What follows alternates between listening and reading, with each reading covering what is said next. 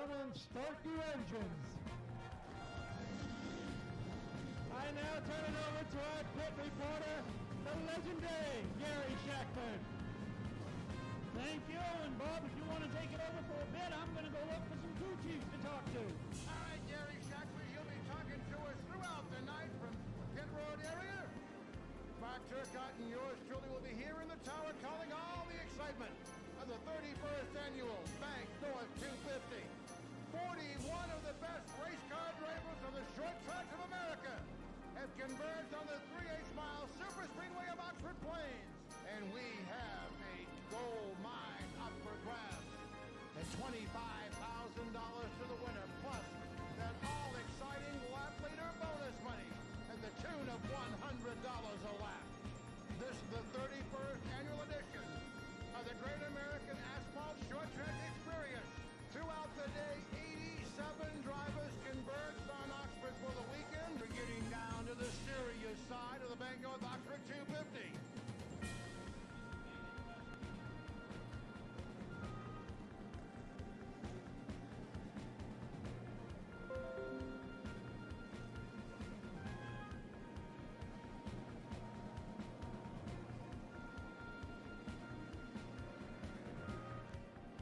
Mrs. Maine International waving. Let's wave on back to her. Welcome to Oxford. Gonna pick up the pace just a little bit. It will be 1 to go when they get back here. Johnny Clark, Mike Rowe, Dale Shaw, Stan Meserve, Kevin Kimball, and Sammy Sessions, the qualifying winners. Way out back, Kansas, Bush, Mayetta, Warm, Brackett and Company. Here is the wave-off lap. A wave of the hat, the hand, the handkerchief. Let them know you love them. Gentlemen, we salute you.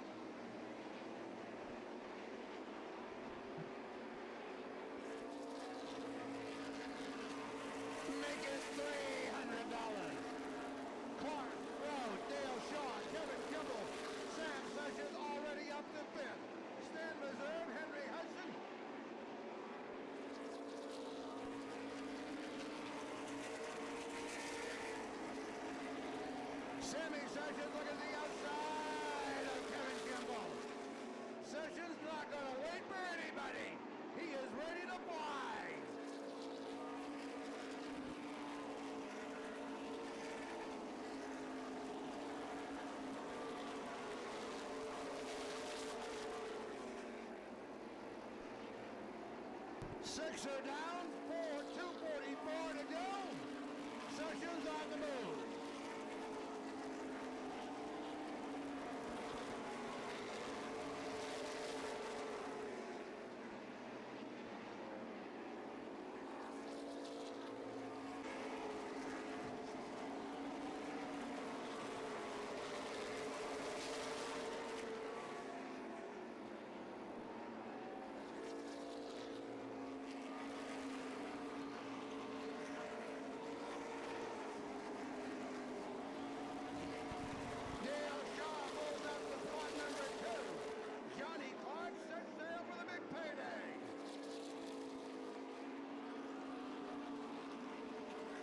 Well, what's going on here? We got some crazy cars running around the track, eh?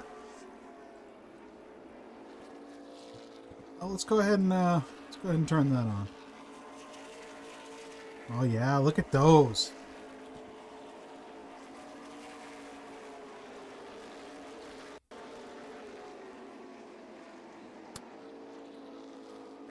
Yes, we do. Look at these here cars. These are from Oxford Plains Speedway back in 2004. I figured this would be a kind of cool one to have on today. We do like us some Oxford 250. Oxford 250 is run in the summertime up here at Oxford Plains Speedway. Oxford Plains Speedway, fun fact, I think that's the only main track that's made it onto iRacing. Oh, Mike Rowe, no way. Mike Rowe's a legend. He's been racing forever. Oh, do we have a car wreck already? I feel like Oxford is way more open back in the day than it is nowadays. Welcome in, guys. My name is Shua. On this channel, I'm Shua Pit Cycles. I have a few other channels, or I have one other channel, Shua Cycles. I haven't uploaded there in a long, long time. Used to do cycling content, kind of bike blogger-esque, back when I used to ride to work every day. It was kind of fun. It's kind of cool. It gave me like something to think and talk and like work through ideas. And then got done there and made this channel. Actually, I made this channel kind of in correspondence. I went to focused around NASCAR stuff. And so I started doing NASCAR style content for fun. And then this was kind of born out of that. Welcome in. My name is Shua. And we're here again today to watch some videos. I'm going to turn the TV off here for a minute. Just because I don't have any need for it for the second. Do a little bit of yapping, housekeeping type stuff. Sorry I was a little late. I actually haven't even started the race yet. Start from the beginning and kind of skim through it here while it's in the background.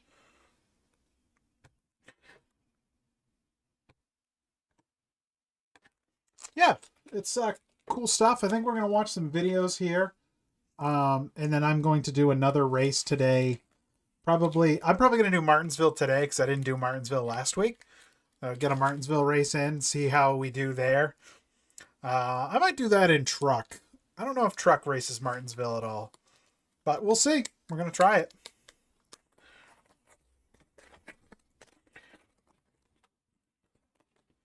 Alright, I kind of want to see the starting lineup before everything. Looks like, is that Bobby? Is that an Allison brother they have there? Who's that they got there? Brothers. Got one of the Woods brothers there at Darlington today. Alright, starting lineup. Is that Denny on the front? Is that who we have? I kind of want to see the starting lineup before we do too much more. I'm going to kind of rush through. It looks like they're maybe a quarter of the way through the race. So I think I can kind of skim through this real quick and see if there's anything big.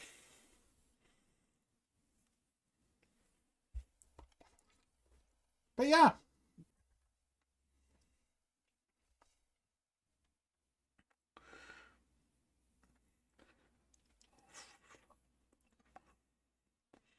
Oh, Kyle Busch is actually pretty high up.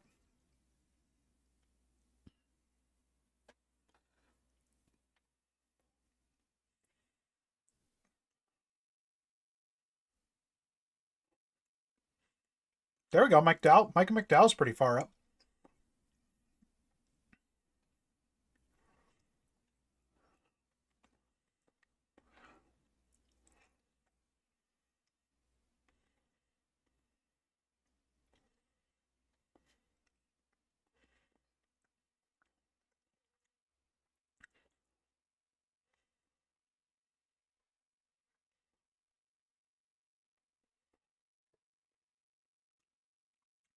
All right, it didn't really give us a great rundown.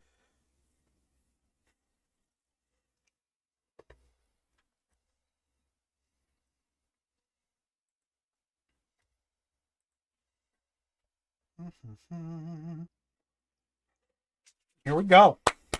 Oh, Carl Edwards. Carl Edwards is the flag man.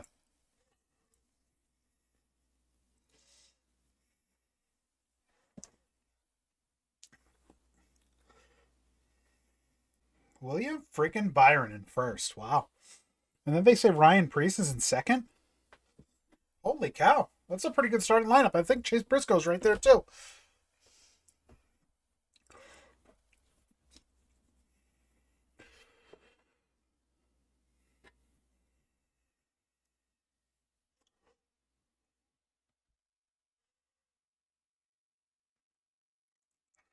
Oh, they do run below that white line.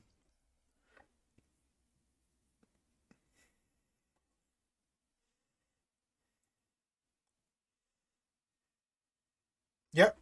William Byron, Ryan Preece, Chase Briscoe, Cindric, Hamlin, Wallace, Bush, Reddick, McDowell, and Blaney. That's your top 10.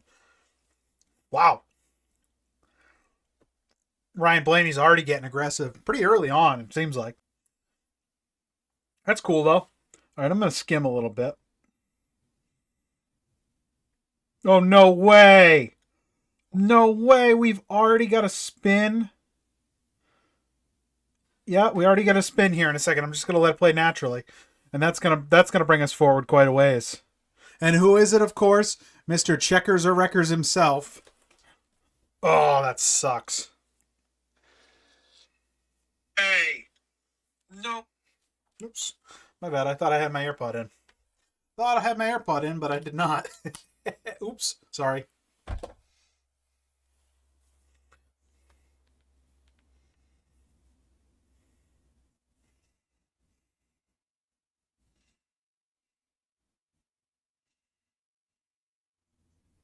Yep, there he goes. Kyle Larson. Ah, that's really early for a spin, too. We were only on lap 4. Damn. Brr.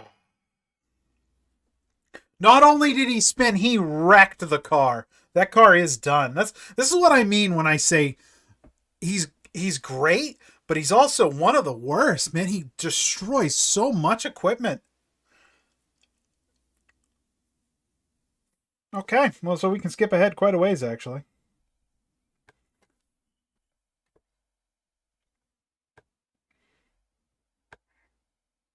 All right, back to green. Everything looks good. Green, William Byron's leading. Green, green, green. Got some Chase Elliott and Bubba Wallace in there, I see. Yep, up, up, up, Oh, we got another wreck here. What do we have? Oh no, Carson Hocevar. I am surprised.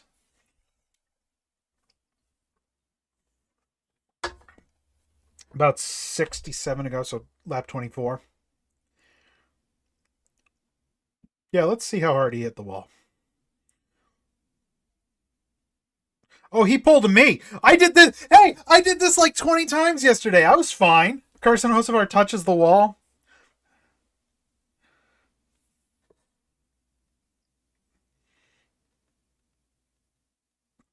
Okay, getting ready to go back green here. Another restart. Kyle Busch on the front row. Boogity, boogity, boogity. Here we go, baby. This is exciting. Stage.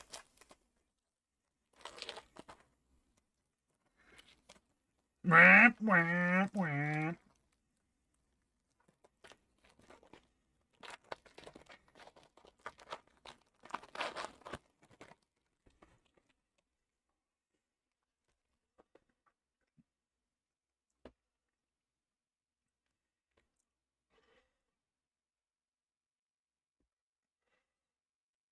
Ah, JJ Yaley in the fence already. Let's see if he can get it back to pit road.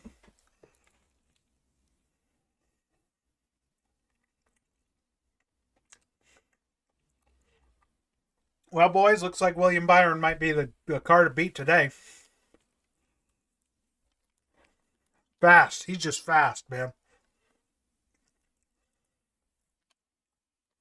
The big thing about being a William Byron fan right now is he's got a really good pit crew underneath him.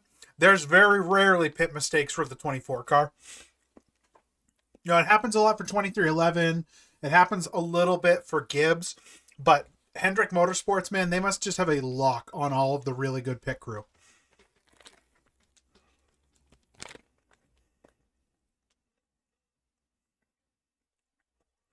Whoa! Cindric and Kyle Busch just got together. Here comes Chris Buescher.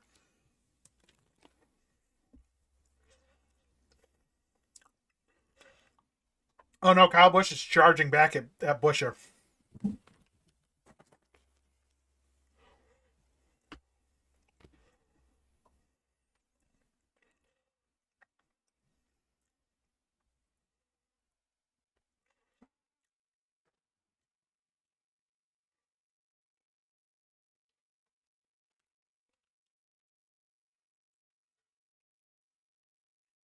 Well, it'd be awesome to see Chase Briscoe do well today. I would actually be super excited.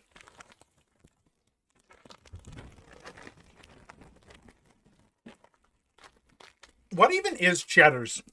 I hear the name, obviously, because it's on Kyle Busch's car. What is Cheddar's?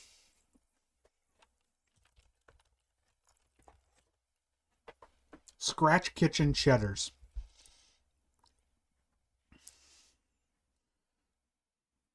Oh, it's a restaurant. Oh, okay. Okay, it's a restaurant. Yep, that makes more sense. I always thought whenever I saw it, that it was like cheese nips. I figured he was. They make cheese nips still. Those things are disgusting. 86 cents. That's not real. Do they still make it? It looks like that's a new.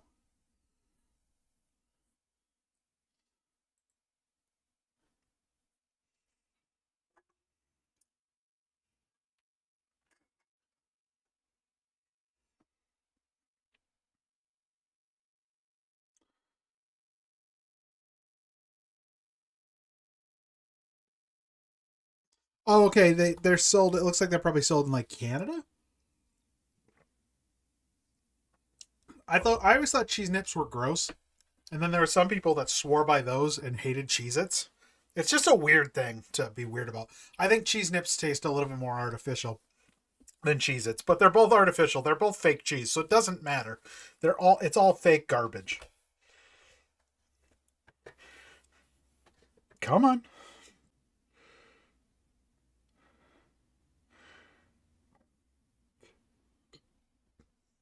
All right, Byron.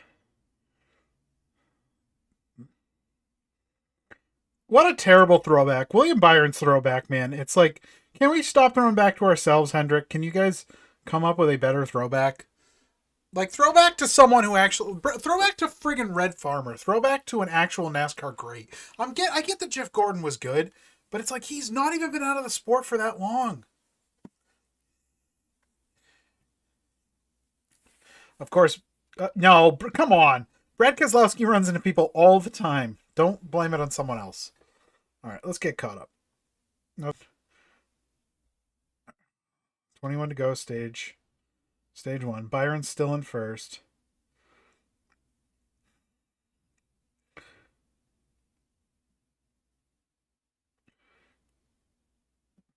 Nine to go. Last stage, or first stage. Oh, why did we get a caution? Something must have happened.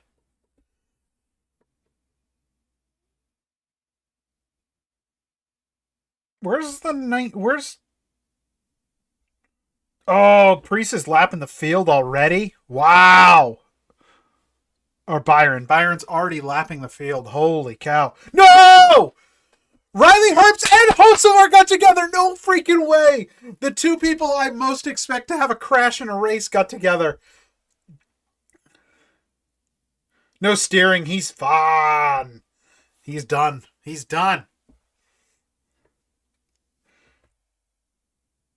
Sorry, I gotta not.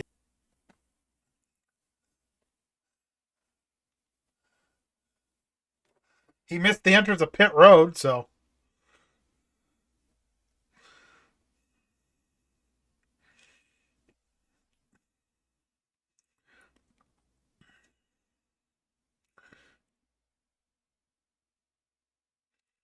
Riley Herbst didn't give him much room either. A little bit of both. It's both Riley Herbst and Carson Hocevar's fault on that.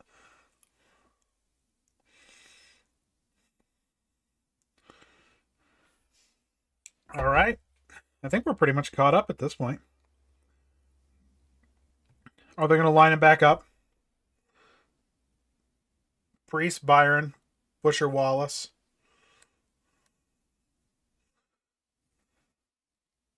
Here we go. Boogity, boogity, boogity. 3 laps.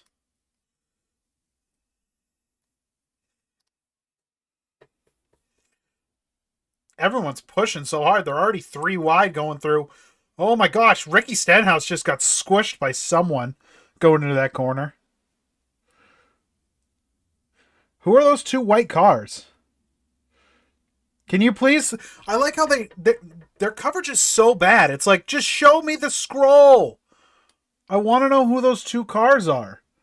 Oh, it's Allgaier and Smith. Is that Regan Smith? So they're basically holding up the whole line. They squeezed. Oh, I think it was Joey Logano they squeezed, not Ricky Stenhouse. I think Joey Logano has a throwback. I can't. Oh, jeez, and Bubba rides that wall real good.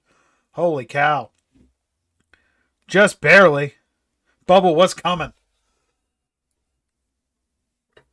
All right, let's go live. I'm willing to bet you they're racing live. Okay, now we're caught up on the race.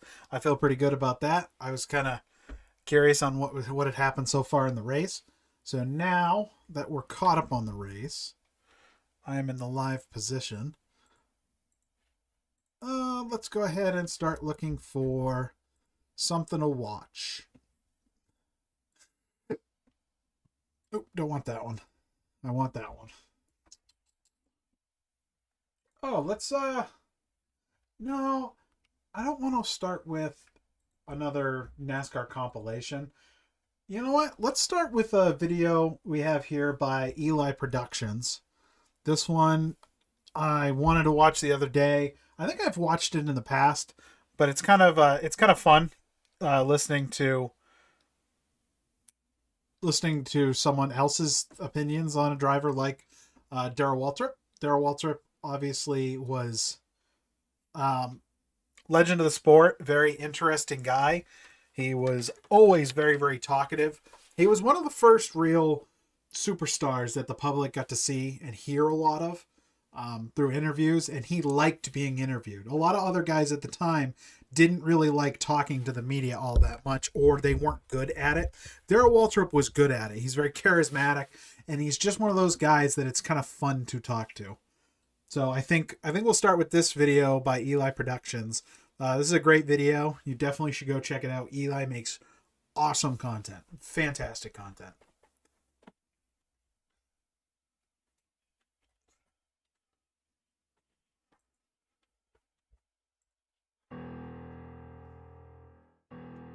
Just hung out with old Darrell. We got in the wall.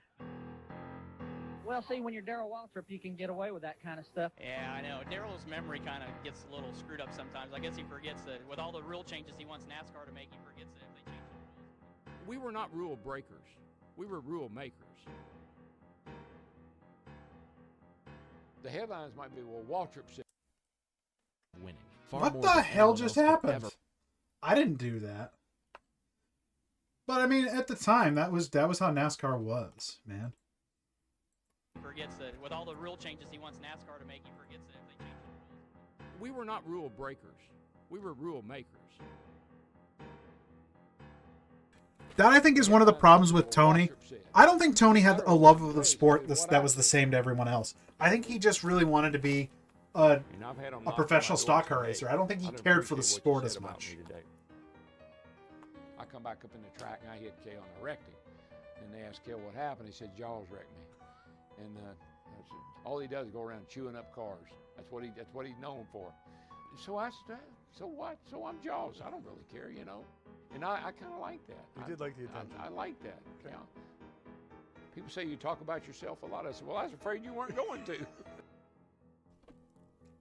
Some of the best cars ever, some of the best drivers ever have all had Budweiser on their car. Boogity, boogity, boogity. Ooh, let's go racing today, boys. Where to even begin? From driving to marketing to broadcasting, Darrell Waltrip was a core component of NASCAR for almost 5 decades, and for good reason too. In an era defined by grizzled veterans just wanting to drive, he made himself the main attraction both on and off the track, though he wasn't a born showman. To understand his story, we have to go back to he got his start driving go-karts at age 12, and by 16 he had started driving cars, building a 1936 Chevy Coupe and racing it in his hometown of Owensboro, Kentucky. But success was far from a guarantee. He originally had his sights set on IndyCar, but after he flipped over the guardrail at Tri-State Speedway, he decided to switch his focus to stock cars. To my knowledge, this is one of 4 times in his life that he flipped a car, with the second being his own 396 Supersport Chevelle in his girlfriend Stevie's front yard, which also happened to be how he met her parents. So anytime you have an awkward encounter with your in-laws, just remember, you could be Darrell Waltrip. Thanks to the experience he garnered from go-karts, he found his comfort zone on the pavement, cutting his teeth and filling his trophy case at the Whitesville, Kentucky Motor Speedway. And his success there caught the attention of a Fairgrounds track champion and a car owner with an enticing offer. He wanted Waltrip to drive his 48 car, which he would do, en route to the 70 and 73 track championships as well as his 3rd barrel roll. But if you ask most Nashville natives, that's probably not what they remember. The Waltrip boys were great at flipping cars, man. To gain a reputation interviews. He would regularly promote the track's weekly races by appearing on local news shows and bad-mouthing the other drivers. And while this didn't make him popular in the garage, he was an instant fan favorite, selling out grandstands and filling the pockets of any promoter lucky enough to host him, who would feature him on multiple programs and establish him as a local legend, enabling a springboard move to the top series of NASCAR. His first they got Kyle Petty in the booth again, or Richard Petty. A time of limited. No way. Let's see how he sounds this year. Richard Petty. He sounds about the same.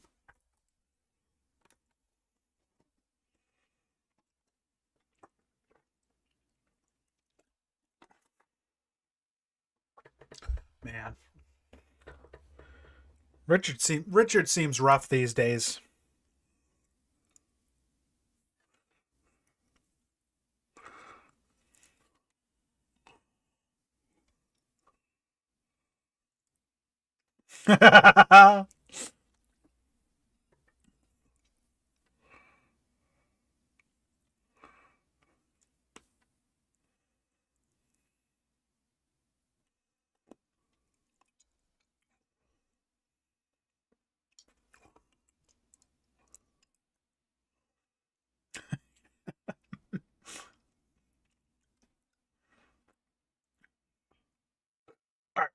It's cool that Richard Petty's in the booth again. It's pretty rare he's in the booth, but let's continue this video. Limited schedules and unlimited sponsors, and his first start would come at Talladega, the biggest, meanest track of them all. Waltrip, however, couldn't be intimidated, as he immediately drove his 1969 Mercury Cyclone that happened to have Mario Andretti's Daytona 500 winning chassis up to the front. He got the drop on everyone's treads with his slicks, performing so well that he was able to sell the rest of his tires to his competition after the race. But it would all be for naught, as he was sidelined on lap 69 due to an engine failure, his first of 2 on the season. But when he wasn't blowing motors, he was blowing up the charts. 8th at Atlanta, 6th at Charlotte, and 3rd at his home track of Nashville had cemented his belonging in the Cup Series, and the following season would only further his cause. With the exception of 5 races driven for Bud Moore, he drove his own car to 5 top 10 finishes, including a 2nd place at the Texas World Speedway. And the following year, he'd have his standout season, collecting 11 top 10s, 7 top 5s, and his first pole at where else but Nashville. Greatness was all but guaranteed, but there was a problem. Actually, a few problems. David Pearson, Cale Yarborough, Bobby Allison, and of course, the King. Whether or not he knew it at the time, he was competing against some of the stiffest competition in NASCAR history. as just those 4 would go on to combine for a total of 472 wins in the Cup Series, more than doubling the win total of today's top 4 talents. Needless to say, Waltrip's work... I would argue, though, that is less of a statement on how good those drivers were, or more of a statement on how good our field is. Because that field back then, you did have a lot of people that were starting parks. You had a lot of people that were just happy to be there, happy to be racing. So having X, Y, or Z amount of wins for all those people, yes, they were very good. Obviously, they still had to compete against some of the best, but I don't think the field was... I think that's something that gets overstated with some of these older drivers. Work was cut out for him, but as NASCAR returned to his home track, he found himself with as good a shot as ever. He once again sits on the pole. Richard Petty is uncharacteristically slow, and Bobby Allison and David Pearson are nowhere to be found. His only competition is Cale Yarborough, who takes the lead early and holds point for almost 3/4 of the race, until Lady Luck would twist things up. Instead of Waltrip, it was Yarborough who would suffer an engine failure with just 81 laps to go. And once DW had the lead, it was pretty, with the rest of the field finishing over 10 laps behind. Even for 1975, this was dominant, a showing of grit, tenacity, and maybe just a little luck. And so when I look at that picture of my first win right down here in Victory Circle, and who's standing in there as proud as she could possibly be, was my grandmother. Because it wasn't too long after that she passed away. But that actually...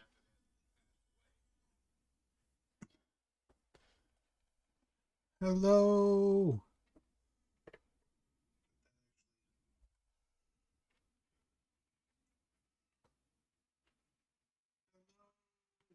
Okay, we're back. That was really, really weird. It's not the first time it happened. It happened on last Thursday, but it's just weird that it's happened twice now. So, I guess we'll continue the video. I don't understand. Sometimes OBS acts a little strange. I am doing a couple of things to try to help with drop frames, and we'll see if it helps. If not, then there's maybe a couple other things I could try. I don't know. On the final lap of that year's Firecracker 400, he made a pass on the final lap to take 4th place from Donnie Allison, which was enough to catch the attention of Allison's car owner, Bill Gardner, who decided to kick Donnie for Darrell. He was hesitant at first, as he was achieving respectable results just fine in his own Chevy Laguna, but the offer was too good to pass up, and they were awful. Despite a second win at Richmond and winning speed shown throughout, they only managed to finish 7 of the 11 races they started, and the following season wasn't much better. He managed an average position of 4.5, but that was just in the races he finished. He DNF'd over half the schedule, relegating him down to an 8th place points finish. He did manage to pick up a 3rd win at Martinsville, but still, it was obvious that he had more to give. And in 1977, he'd finally deliver.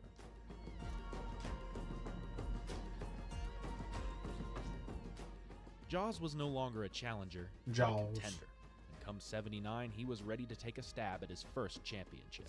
After a season-opening win at Riverside, Waltrip is poised as ever to win his first Daytona 500. But as he enters the final lap in 4th place, it's not looking possible. The guy he replaced, Donnie Allison, and his rival, Cale Yarborough, are half a lap ahead. So far ahead that not a single camera is pointed anywhere else. But then... Cale hits him! He slides! Donnie Allison slides! They hit again! They drive into the turn! They're hitting the wall! They're head on the wall! Coming down, Richard Petty is now pulling out a slingshot. Petty is out in front at the line. Waltrip to the inside. Petty wins it! If he had known what would happen, I have no doubt that Waltrip could have set up a last lap pass. Oh yeah. Instead, he was forced to follow Richard Petty to his 6th of 7 Daytona 500 wins.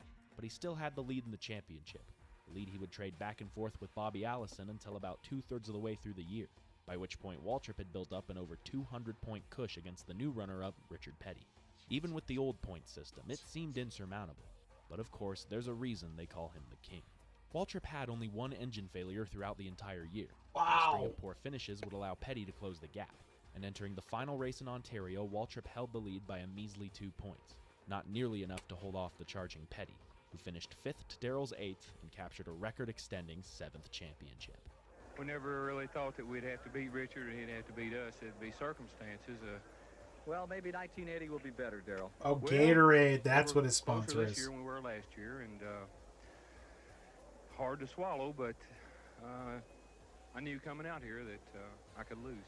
He came close, but Hey. still didn't have enough. Never can For win if you don't lackluster lose. 1980, it was clear that something had to change. Not long after he signed a 3-year extension with Dyegard, he was met with a bombshell. He was told in private by Cale Yarborough that he'd be leaving his team at season's end, and that his owner was eyeing Waltrip. But for Darrell, it was the highest honor, because that team owner was none other than Junior Johnson. Hell yeah. One of the last true rum runners in NASCAR, Johnson was nothing short of a genius. His stats as a driver alone are Hall of Fame status, but as an owner, no one could stump him. He Yep. discovered the concepts of drafting, wind tunnel testing, and skewing the body of the car, the Twisted Sister. In 1966, he entered a car that had broken so many rules that they put it in the Hall of Fame, and his hands-on approach to pit stops may have very well influenced NASCAR to put a limit on who could and who could not hop over the wall. When it came to innovation, few could match him. And for all the rules in NASCAR's book, we can thank Junior for at least half of them. Now, you can say what you will He was about a his living denying legend. ways, but the fact is that he got results. 45 wins and 3 consecutive You ain't cheating, you championships ain't in just trying. his time with Yarborough. For Waltrip, it was the opportunity of a lifetime, but he still had to get out of the Dyegard deal. And to do that, he had to pay Bill Gardner $300,000. A steep price, but he was good for it. And after he pays his dues and gets up to leave, Gardner tells him that he still owes him $25,000, to which DW says, "What?" The way Gardner saw it, Waltrip's run the year prior was in a Dyegard car, and since his entry in the following year's Busch Class was done in said car, he wanted the prize money now. Of course, that's only justified if Waltrip wins the race. And what does he do? Darrell Waltrip receives the checkered flag and first place. It's been the lucky weeks. Last week winning in Richmond and right here at Rockingham. Darrell Waltrip wins again, makes it 2 in a row. Car number 11, driven by Darrell Waltrip, has dominated NASCAR Grand National Racing, winning almost every race it enters. To say this team was dominant would be an understatement.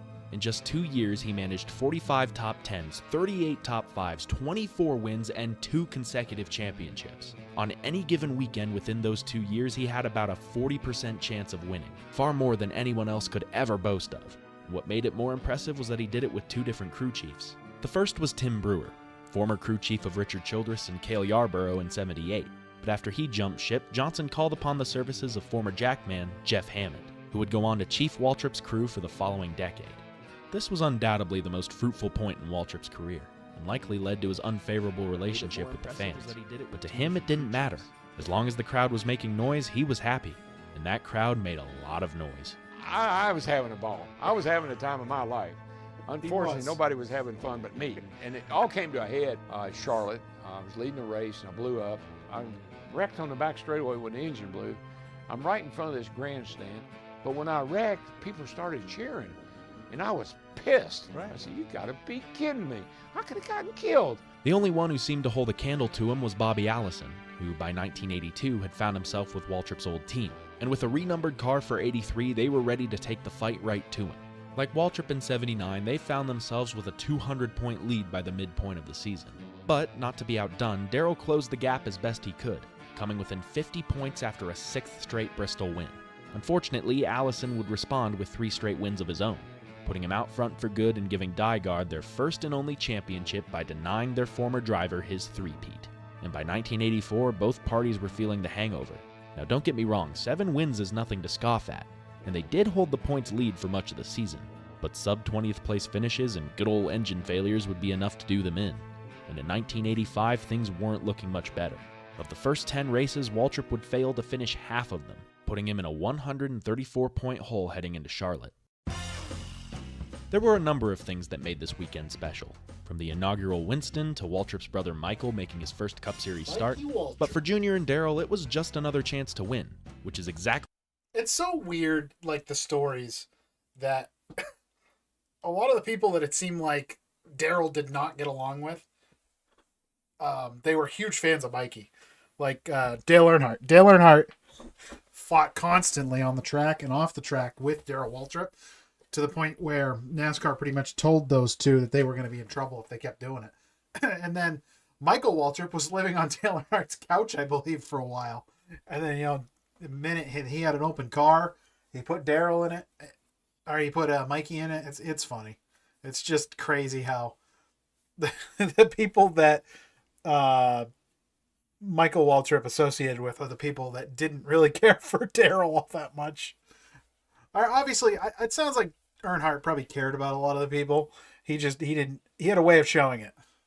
Exactly what they do in the most explosive way possible. He wins $200,000. Oh my God, he blew his car up. Going in the first corner, he blew up. What a Hollywood ending. Understandably, this spawned a lot of theories. Did Waltrip intentionally blow the motor to clear inspection? Did it just happen to blow 50 yards past the finish line? Was Junior Johnson sitting in the pits with a detonator? All valid theories that would never be proven. And come the next day, Waltrip would run it back by winning his third World 600. The first of 3 wins on the season that would win him his 3rd championship. A lot of threes right there. Maybe it was a good luck charm, or maybe it was foreshadowing what was to come. Oh! What a wreck. I think it was Bill Elliott. Despite a hard fight from Waltrip, who would match his 3 wins from the year before, he would end up being dethroned by the Intimidator, who took his first championship with Richard Childress. Once again, something had to give, but Junior Johnson didn't move for anyone. And with a contract dispute came the separation of one of the most successful pairings in NASCAR history, and Junior wanted the last laugh. It can't be confirmed since he's not alive to dispute it, but according to Darrell, as revenge for him leaving the team, Junior had his guys leave preparations on the Atlanta car incomplete, a car that could have very well stolen the championship had it not blown up on lap 83. Junior Johnson was a genius, but he was also stubborn as hell. It's safe to say there was no love lost between them, as Waltrip would become a free agent for the first time in 5 years. But as is the formula for multi-time champions, that wouldn't last long. Back in 1987, Hendrick Motorsports was in a very different place than it is now. They had tasted some success with the likes of Jeff Bodine and Tim Richmond, but were still looking for their first championship. And owner, Rick Hendrick, thought Waltrip would be the one to get them there, although his first season implied otherwise. He did manage to get his first win with the team in Martinsville, but couldn't match the results he was getting in the 11. Then, in 1988, more of the same, though he did manage to nab another clock and another Coke 600 win. But come 1989, the tide would finally turn. As usual, the season would kick off in Daytona, where Darrell would be making his 17th attempt at the Great American Race. And although he starts on the pole, it wouldn't take long for him to sift back into the fray. As the laps wound down, it was clear that if he wanted to win, it would have to be on fumes. He made his last stop with 53 to go, putting him 7 to 8 laps outside of his pit window. But by using Junior Johnson's concept of the draft, he was able to decrease the amount of wind resistance by tailing the other cars. And with 4 laps to go, his last competitor peels off in defeat, leaving Waltrip with open air and open road. The one thing, ironically, he didn't want to see. But thankfully, with the help of some lap cars, he coasted his way home, giving us one of the most iconic celebrations in NASCAR history. Oh, I won the Daytona 500! I won the Daytona 500! Darrell, how long? Wait. This is the Daytona 500, isn't it? Don't tell me it isn't. Thank God! You know what I mean? Festivities would continue through, including a 5th Coke 600. And he would go on to pad his stats further with wins at Bristol, Martinsville, and almost another Winston, until...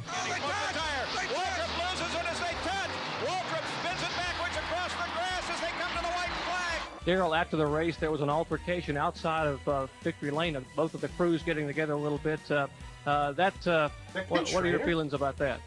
Well, emotion's high. You know, this is a show, and it's sort of like the animals are getting a little tense right there at the end of the show, and one of them might bite you. So the tension was high. I could never walk through this garage area having done that to someone, but some people can, and more power to them, I guess. He made it clear he still had some fuel in the tank, but sadly, one of the best seasons of his career would give way to one of his worst. For the first time since 1974, he would go winless throughout the entirety of 1990. But that doesn't tell the full story. He could have very well won the race at North Wilkesboro if not for a scoring error where, to quote Chris Williams, NASCAR's PR director, they screwed up by throwing the caution on the second-place car, which allowed the eventual winner, Brett Bodine, to pit without losing a spot. Then, later that year, during practice for the Pepsi 400, things went sideways in the worst way possible. About 180 miles an hour. Waltrip would suffer a broken arm, leg, and a concussion, forcing him to miss his first races since he was an owner driver, a title he'd reclaim in 1991. He hadn't fallen out of favor like he did with Junior Johnson. In fact, most of the team's assets and even their shop had been purchased from Rick Hendrick himself, including his crew chief, Jeff Hammond, and together they would found Darrell Inc., later renamed Darrell Waltrip Motorsports. This was the equivalent to Tony Stewart leaving Joe Gibbs to start his own team. Everyone thought it was career suicide, only in the case of Darrell, it sort of was. With the help of Hendrick engines, he cobbled together 5 more wins, with his last coming at a rain-shortened Southern 500 in 1992. They say that you should celebrate every win like it's your last, because you never know when it might actually be. And while nobody felt that way at the time, the jovial Waltrip never took a celebration for granted. I can only run 11 more laps, and then I got to come in. Why'd your face turn so red when you said that? He was still shades of old Darrell, although come the midway point of 91, history would repeat itself. Uh-oh, we've got a problem. Contact here, for sure. Darrell Waltrip is still running. Darrell Waltrip tumbling down the backstretch. What a wreck. In what appears to be a very, very serious crash. For the 4th time in his life, Darrell Waltrip flipped a car. Only this time it was televised for the whole world to see. And fans would wait anxiously as safety crews pulled him through the white and orange scrap. The violent nature of the wreck still has people talking today. Restrictor plates were still fairly new at the time, and people were just beginning to learn the dangers of only walk away with minor injuries, though the lasting effects may not be known. From 93 onward, he wouldn't win a single race, and after 1995, the points finishes dwindled, until 1997 when he finished 26th in points and lost his longtime sponsor, Western Auto. He tried to go a few more rounds in 98 with a new sponsor, but after the checks bounced, he was forced to sell off his team well before the season's end. Once again, he was on the market, but after 5 years of being outrun by the up-and-comers, he was a very cold prospect, and it's likely that he would have retired then and there, if not for another unlikely rival giving him an offer he couldn't refuse. After Steve Parks suffered a broken femur during practice at Atlanta, Dale Earnhardt's new team was in need of a new driver, and after DNQing the next 2 races, he knew he'd need some veteran experience behind the wheel. While their sordid history on track made them seem incompatible, Dale and Darrell ended up becoming good friends, and in his lowest moment, DW would find sanctuary in the walls of DEI, where he would start 13 it looks races like he actually and have a saved couple the more car. top 10s Wow. and give the fans one more show. That's right, folks. DW. No doubt grinning like a Cheshire cat. He's leading here at Pocono. Darrell, a lot of people left you for dead. Your career, you've shown them that you still have the fire. They didn't put quite enough dirt on me. Kicked it off and crawled back out. Although things looked promising, this would end up being his best finish for the rest of his career, as he was forced back to the mid-pack driving his own sold-off race cars. He'd wrap things up by driving the Kmart car, experiencing his lowest points finishes and, in his final year, failing to qualify 6 times. But such an unceremonious ending just wouldn't be fitting. So, in his final attempt at qualifying for the Brickyard 400, he didn't just make the show, but put himself all the way at the top of the pylon. Oh, he did it! Oh, look at this! Steve Fabia, speed 180.923. Oh, DW be dancing the jig when he gets that one. Even if it was only for a moment, he reminded everyone just how great he always was. And Waltrip, who never shied away from a celebration, gave the fans one more to remember.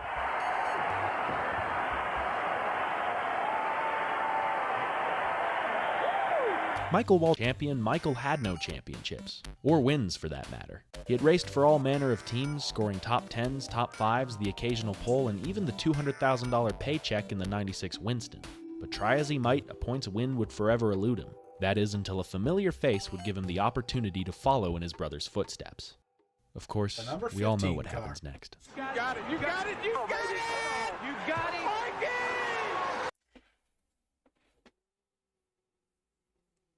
It's a horrible moment in stock car history, but it's one of those things where I don't think he would change a thing. Unfortunately, he went out blocking for a win for his team. He went out as a team owner winning. It's horrible what happened. It really is. But Dale Earnhardt was a psycho. You know, you hear some of his interviews. The guy was crazy. Darrell, is this better than winning it? Oh, it's better. This is great. I just hope Dale's okay. I guess he's all right, isn't he? What should have been a moment of jubilation. Darrell God. Waltrip watching from the booth as his That's brother such a realizes sad a dream, statement. turning into a living nightmare. Well, I was going to go to Victory Circle, but my friend Andy Casposito, he's a deputy sheriff. He was going to take me down through the crowd to get to Victory Circle. He's standing at the top of the stairs, shaking his head. And you knew. You already knew. Seven-time Winston Cup champion and former Daytona 500 winner Dale Earnhardt has died from a crash suffered in Sunday's Daytona 500. The NASCAR world was shaken, but the show had to go on. And with heavy hearts, the Cup Series returned the following week on a dreary Rockingham day. One other thing that needs to be remembered about this, even though they weren't distant memories. These weren't the first deaths in NASCAR, but it was one of the biggest ones that was broadcasted on TV that everyone witnessed. I mean, Alan Kulwicki and Davey Allison both died, in events that, while they may have happened at the track, they were technically unrelated. Adam Petty, it was during practice. It still were terrible. But Earnhardt's was televised. Earnhardt's is one that is so easy to go back and see them and see what happened. And it's so, there's so much emotion wrapped into it because those were his last moments. And one of the worst things for me is knowing that Earnhardt literally said over the radio, I think maybe 1 or 2 wrecks before that one, he literally said over the radio, they need to do something about these cars or someone's going to get killed. It's sad. Where DW would give the invocation to honor an old friend. I'd like to ask you to do something. I'd like to ask you to take the hand by the person beside you. Lord, our hearts are hurting. We've lost a great friend, and it all seems so unfair. People ask us, how can we go out and race today? We can do that, first of all, because we know that's what Dale would want us to do. And second of all, because we know he's in heaven with you.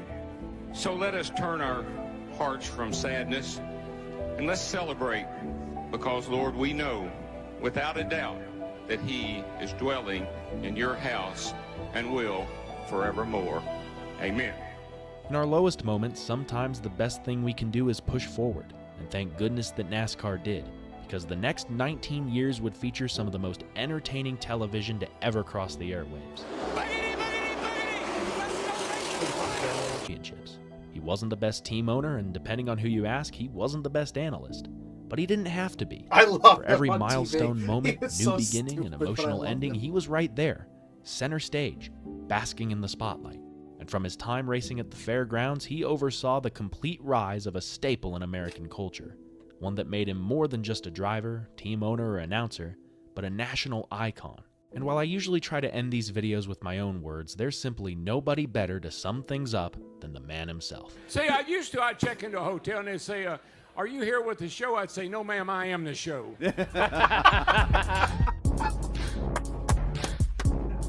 Ellie always does such a good job putting together videos. He's so good, man.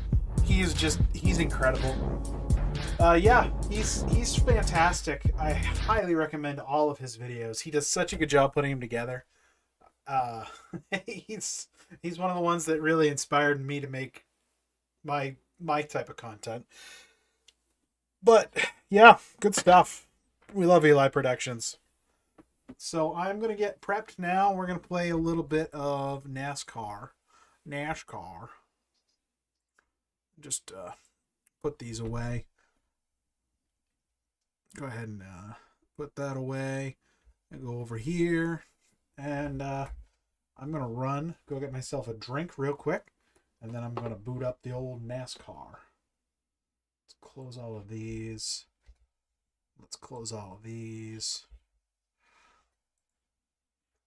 I'm just trying to give my computer a fighting chance against NASCAR. I'll be right back.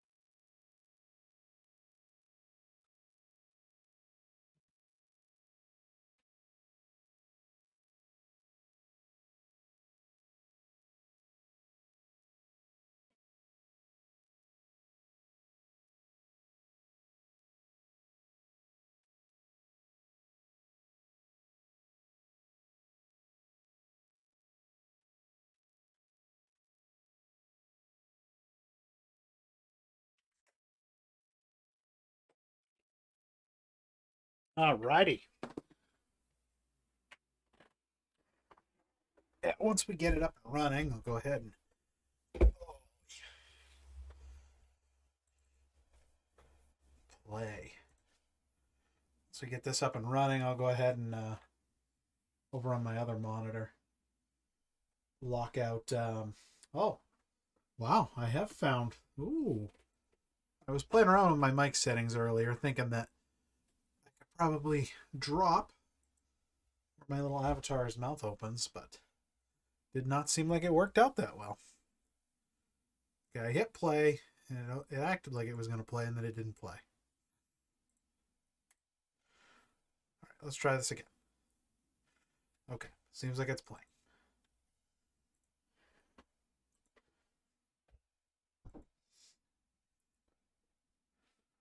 Last thing I check for right now. Come on.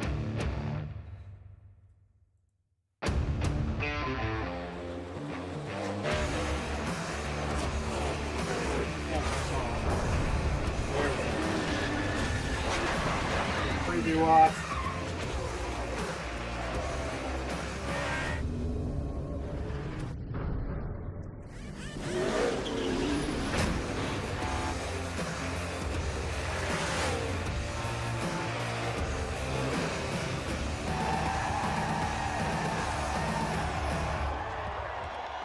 Okay, looks good. Sounds good too.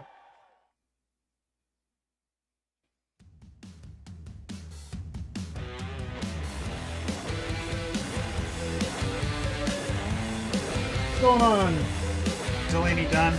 Now, I live near Beach Ridge. That's Sweet Speedway.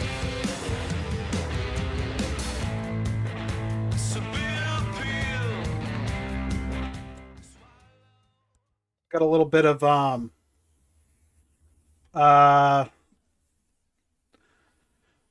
Darlington action going on in the background, and going to be playing. I'm actually making up for lost time. I've been trying to do like a companion race. Oh, going through NASCAR Heat 3, trying to see if we can race a little better than these kids nowadays. See if I can get a. I wonder if they have Martinsville for the trucks. Let's try Matt Crafton. Do they have any other schemes? Chi-Chu, Menards.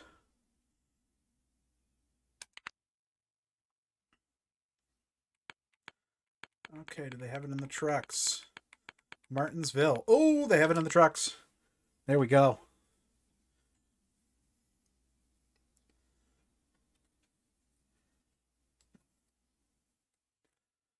See how we can do. See if we can be a little bit better than those kids last weekend in the Xfinity Series. I didn't actually race it last weekend. I think I raced Bristol in the Xfinity Series. No, I raced New Hampshire. Let's see how that sounds.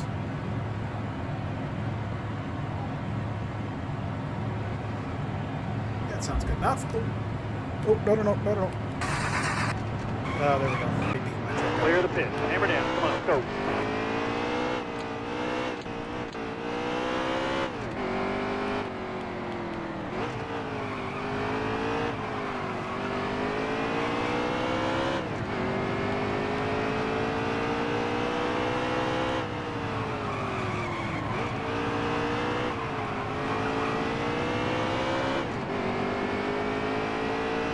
See how this one actually likes the brakes.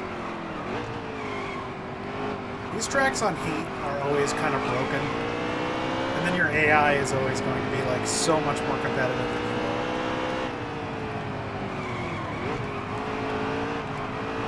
I like to get it to a point where I can actually get it over my racing rig and play it like that. Still there. All right, now you're clear.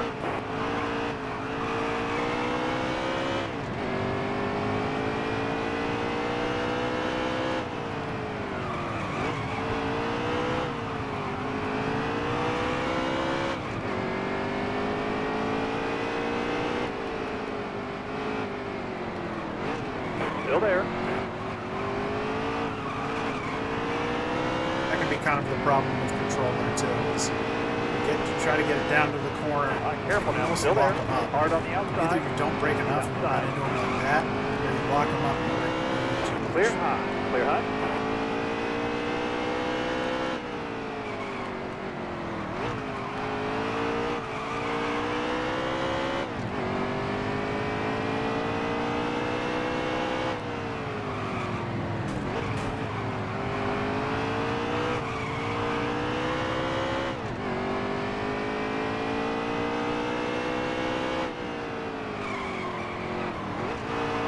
I did not pay attention to how long this race is. I hope it says it in between.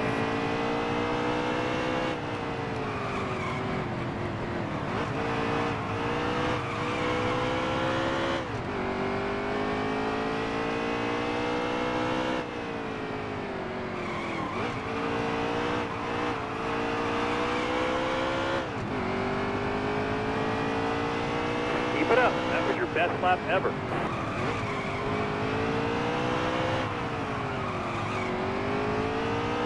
Shredding that. Yeah, I'm kind of shredding that front brake tire. It's hard on a controller. It's so much easier on a wheel to not get too aggressive with your turns into a corner.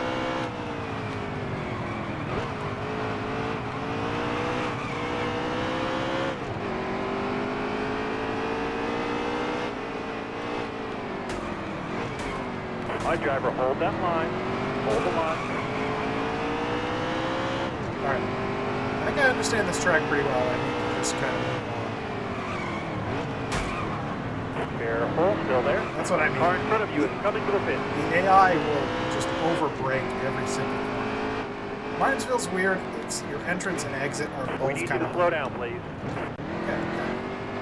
Your entrance and exit to pit lane. And we'll go ahead and qualify. So this is a 250. So we'll probably run like 125 laps, I would guess. Hammer time, let's go. I don't know how they split these stages.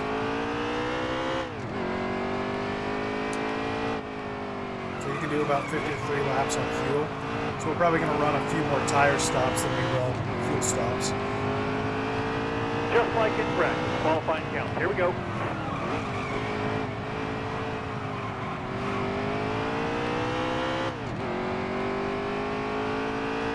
This isn't accurate to an actual NASCAR weekend because in an actual NASCAR weekend there'd be a downpour and there would be no rubber left over on the track, so 0 for Let's see what that puts us on the board. I keep needing to look up when that new NASCAR game comes out. I'm super duper hyped for that.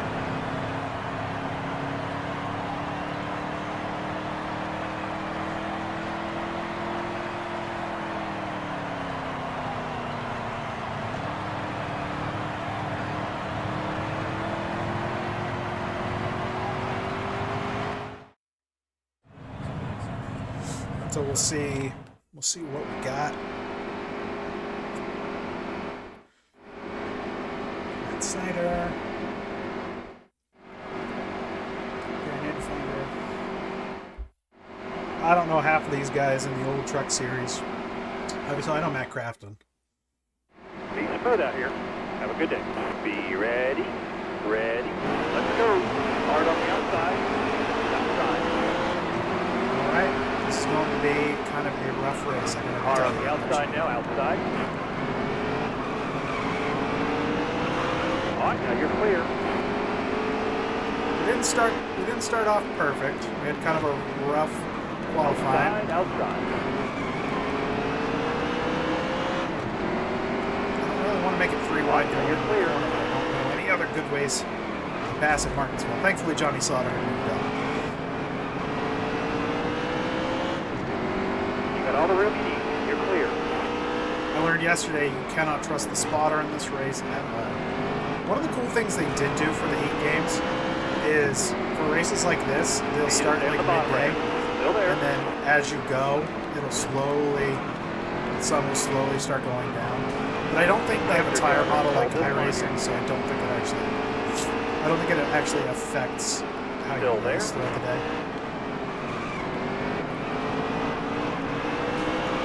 no, Gregson. That's right. Still there. He was down here. Looks like he's racing. Is he racing for Kyle Busch? I'm not a big truck race watcher. Still there. Another reason I've been watching racing is for streams. Look at the camber on this front left tire. The camber is so high. Clear all around.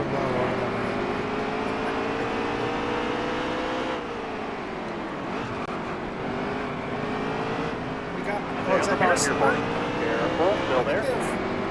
Two different. No, I think that would be Harris. And down the bottom here for me. I started thinking about Careful. Still there. Nemechek is in this game. Someone just ran me over.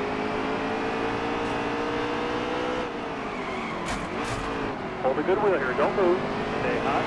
Still there.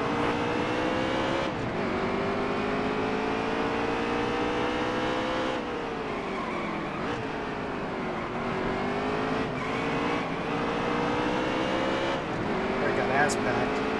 That's great. Still there.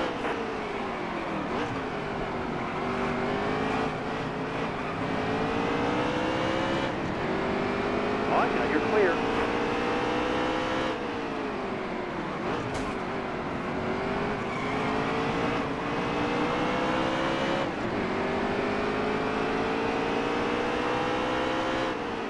Still there. Hey, hey, hey.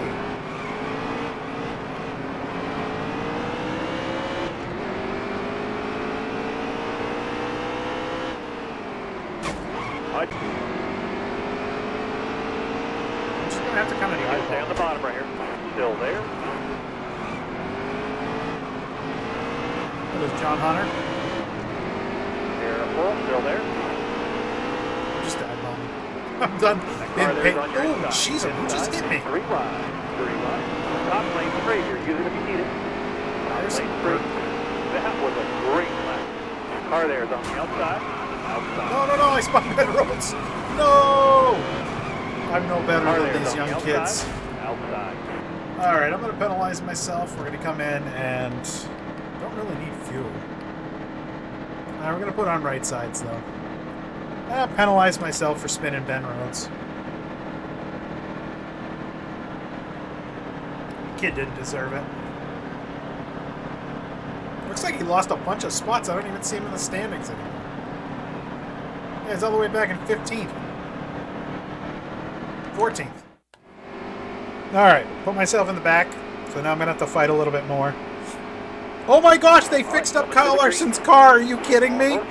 That thing was wrecked and they were able to put it back together and get it back out on the track. That's funny.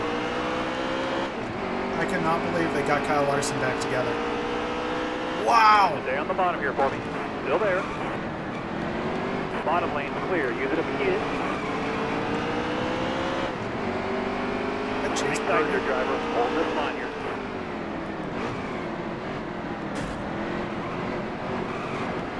That's the problem in Martinsville. Racing clean here is so hard. So when you're like doing your campaign in heat, this is one of the roughest tracks. Especially on controller. Because you can spend all season building up a relationship with the driver, and then all of a sudden just wreck it in one race. They get into the brakes so... You're clear.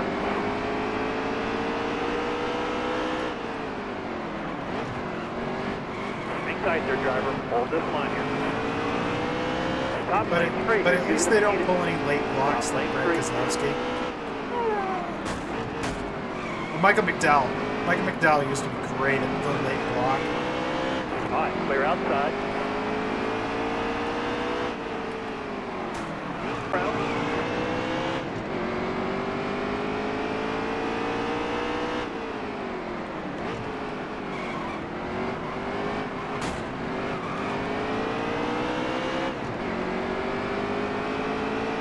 Halfway down, halfway to go. Need you to stay on the bottom right here. Still there. Half toast, half roast. Clear all around.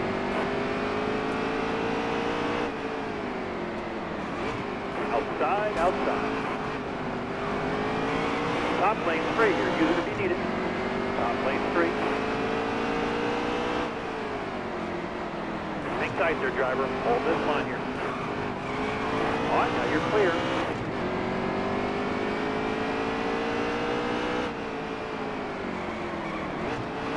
Clear all around.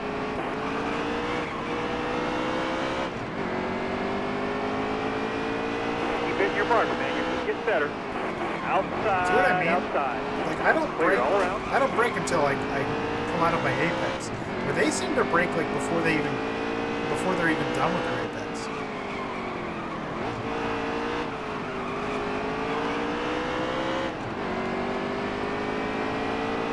That was a great lap.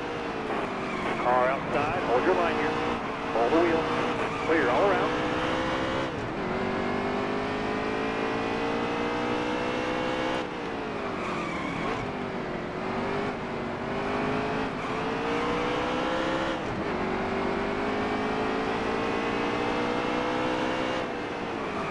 Got one outside now. Clear all around.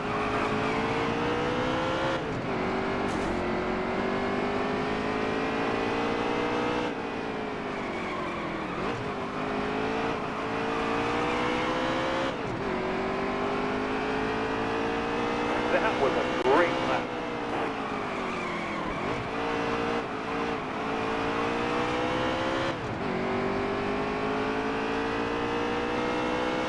Yeah, unless something catastrophic happens, I think you can pencil this one in for me.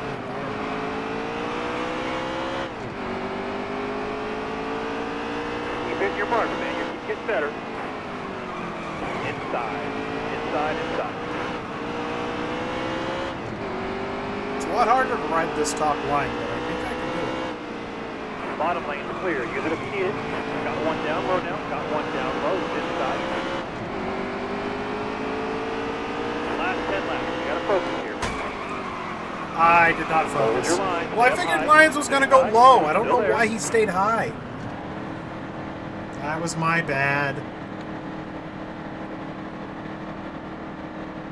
I got too excited. That was my fault.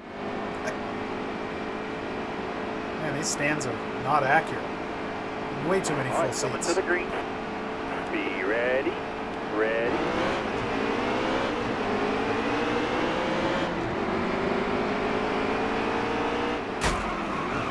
Car there's on your inside. Inside.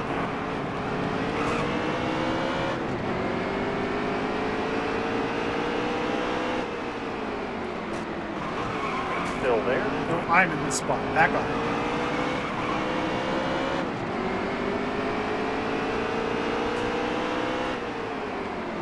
Still there.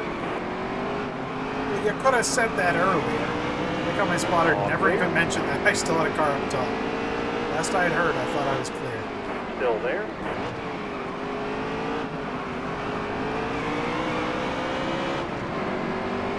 Stay low. All right, careful now. Still there. 5 to go. You got this. All right, now you're clear. Not bad, not bad. I think I can get a top 5, right?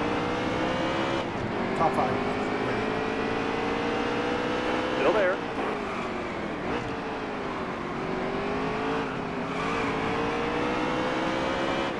Still there. All right, now you're clear. Inside. Inside.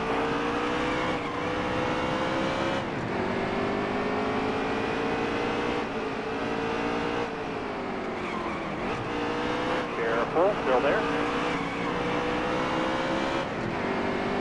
All right, careful now. Still there.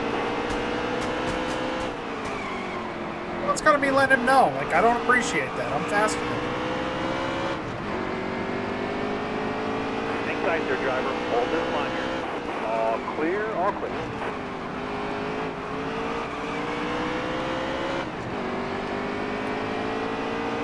Couple more turns. 2 more. 2 to go. Still there. Stuart Freeson.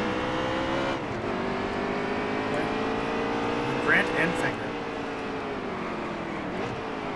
Stay on the bottom here for me. All right, careful now. Still Enfinger's there. my teammate. Clear all around. Last lap. Give me one good lap. Hit your mark. Still there.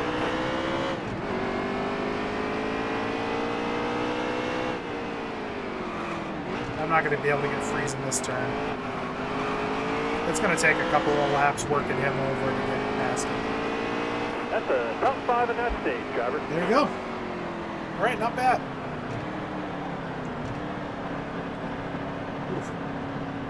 definitely have our work cut out for us. This is do I want to repair my damage? No, because I'm just gonna get more damage later. So just keep it going.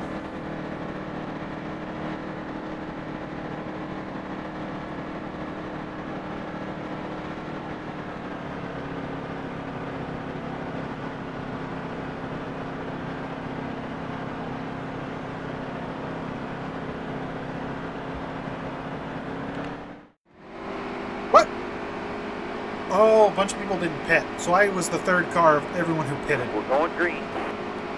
So it seems like you can kind of go 2 stages on a tank of gas. Inside. That's still there. God damn it. Clear all around. I don't understand why they stop so quick into the corner. It's my bad. I shouldn't have run him over. I'm sorry.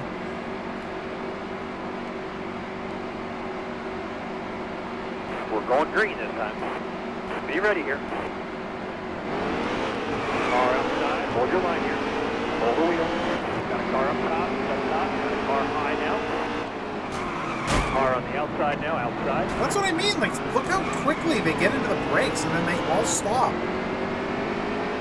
I know that someone's probably going to say that's how Martinsville is. Steady, driver. 3 wide. Clear high. Clear high. Don't force me down in there. They forced me down into a bad spot. Hang tight there, driver. Hold this line here.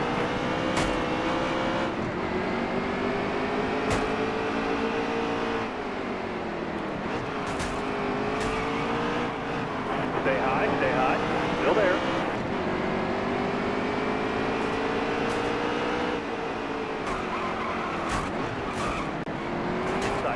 Inside. All clear, all clear.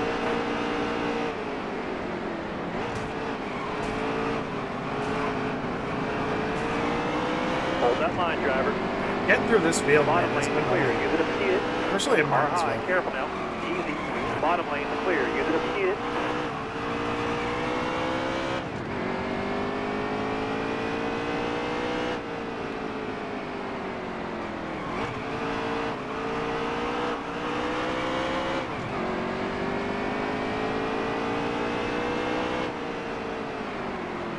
Stay low.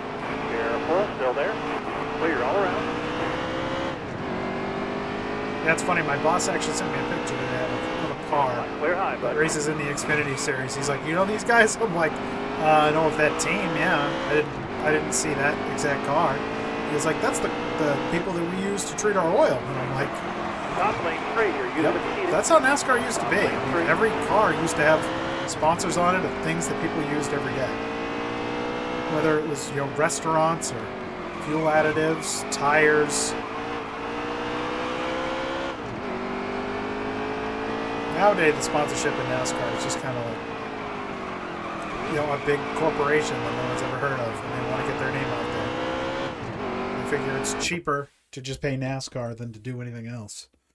I'm taking my AirPod out so I can put in an earphone and listen to the Cup race. See what's going on there.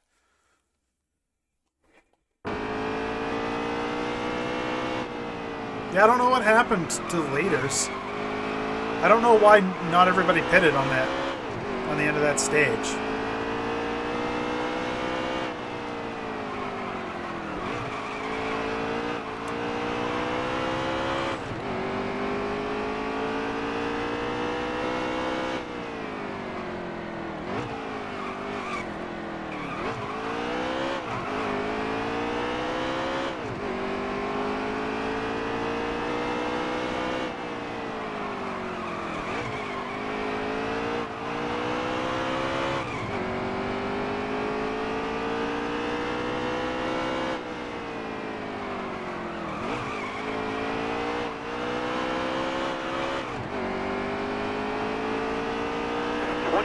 No mistake now.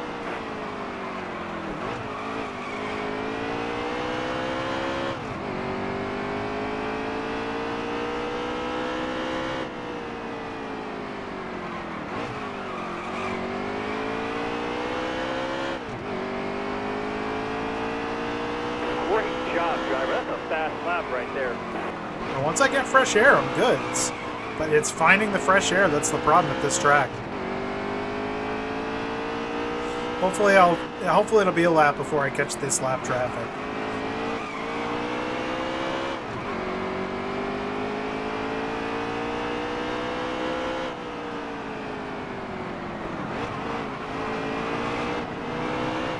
Stay up high here.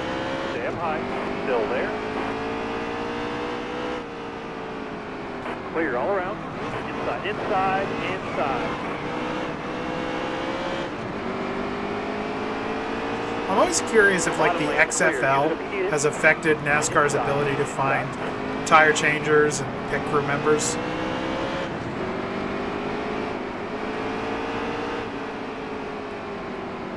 Hang tight there, driver. Hold this line. Yep, I'm making it 3 wide. Hold a good wheel here. Don't move. Stay high. Hang tight there, driver. Hold this line here. Still there.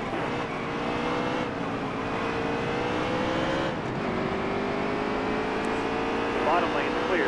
They're talking about history right now on NASCAR, and they're acting like, oh, well, these guys created the pit stop, and these guys created the window net. It's like, so many people in NASCAR love to tell tall tales.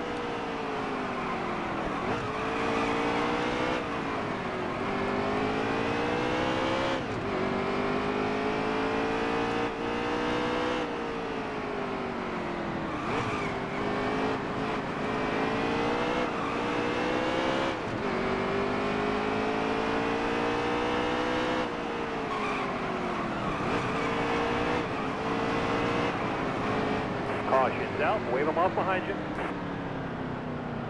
Okay. Now I got to figure out what I want to do. 70 laps remaining in the race. 38 on fuel. I don't want to pit yet. I want to wait until the end of the next stage, pit, and then not pit again.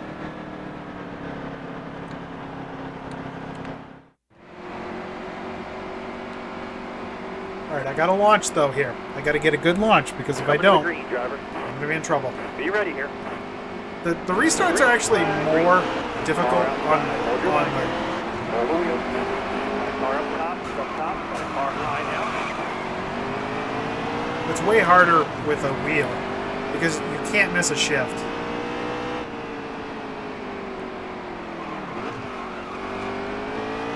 I don't know why commercials nowadays just think annoying equals funny equals I will buy your product. I tell people all the time, the only reason I even see ads anymore is because I watch NASCAR, because I don't watch any other TV other than NASCAR. That's the only TV I watch. And every time I watch a NASCAR race, I go, why is it the same 6 ads and why does it suck? Oh no, that's not Friesen, right? Okay, no, I thought I wrecked Friesen and I was going to be upset. But no, it's just a random guy whose car is smoking. But he's not going down pit lane, even though his car is obviously screwed up. Who is this, friggin' Corey LaJoy?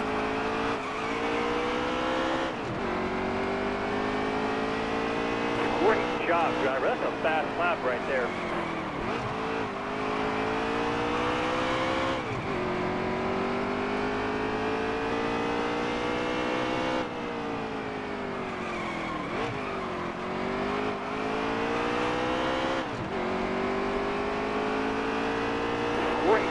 Driver, that's a fast lap right there. Bristol, Friday night, 7:30? Alright, I'll set up my stream for 7:30 on Friday. I'm definitely watching that one. That'll be a late night, but it's going to be fun.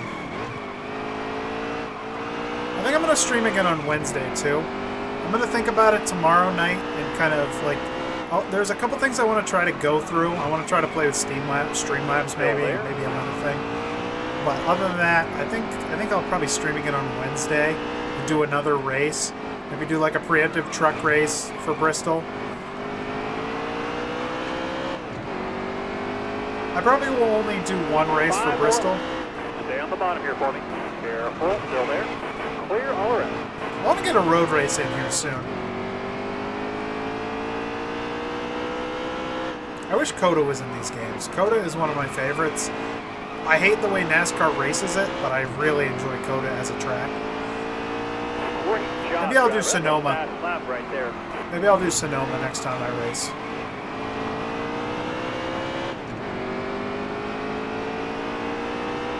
William Byron's so fast today, man. Stay low. Still there. Clear high. Clear high.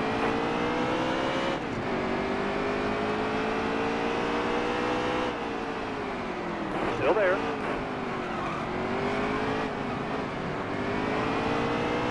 All right, now you're clear.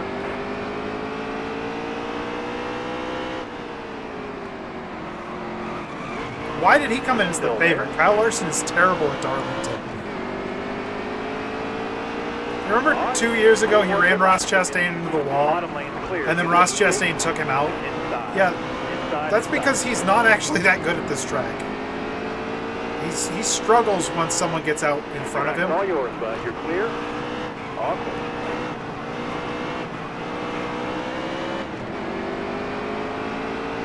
The white flag this time. It'll be a checkered flag next. Bottom lane's clear. Use it if you need it. Got one down low now. Got one down low. It's inside. A lot of these cars are lap down, so they really don't want to let me pass. All right, careful now. Still there. There we go. 2 seconds. Oops, sorry, Elon. I always have cats around me. All right, we're going to come in and pit. We're going to put on 4 tires, fill the car, and we're not going to pit again. Oh my gosh, we got Greg Biffle. We got Greg Biffle in the booth now. In the booth. 4 tires, 2 cans. I don't even need it. Put 1 can in. All right. Ooh, we might not make it on fuel. Ooh. Okay.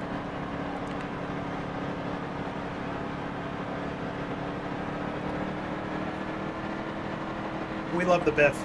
Greg Biff.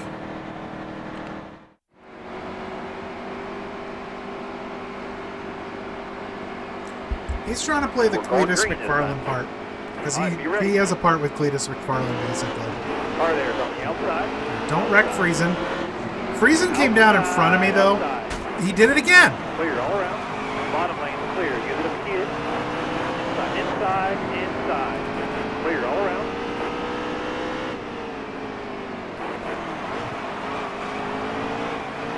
Top lane free. Use it if you need it. Top lane free.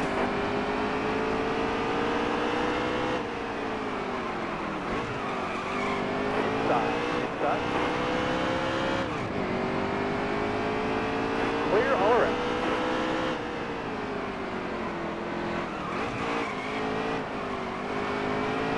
So the goal was to make sure that there's probably 1 green flag pit stop in this whole cycle.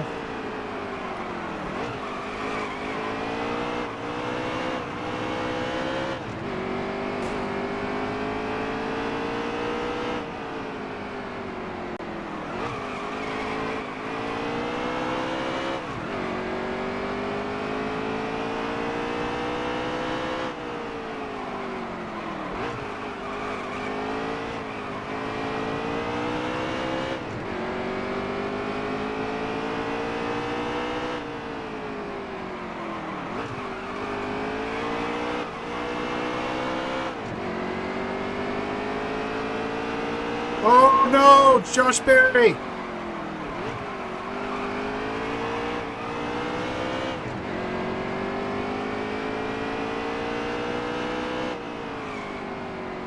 Somebody wrecked him? Reddick? He's not clear, I would say.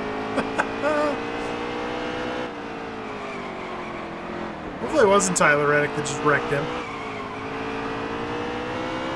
Son of a gun. Yeah, they can't keep the cautions off them.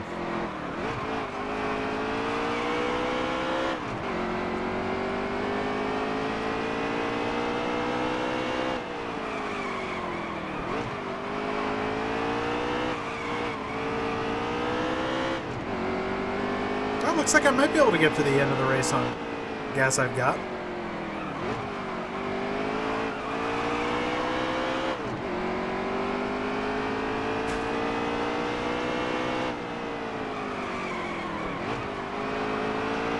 It's a nice scheme. I like the scheme that's on that 21 car. It does look like the 45 car. Something happened between those two. I wish they wouldn't play that same track every single time that you spin me right round track.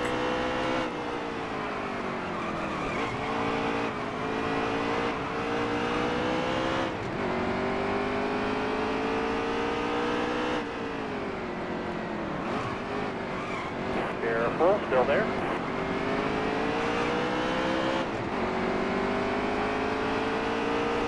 Stay low, still there. All right, now you're clear.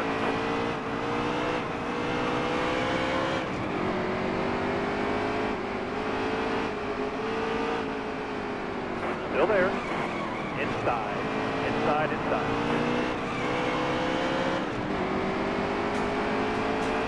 Still there. Hello.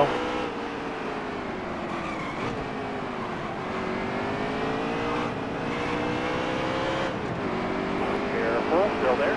Clear your left, clear all around. Top lane's free here, use it if you need it. Top lane's free. Inside. All right, now you're clear.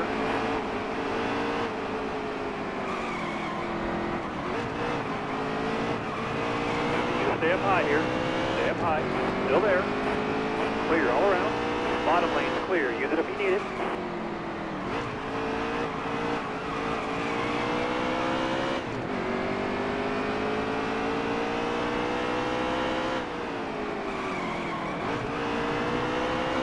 Hold your line. Stay up high.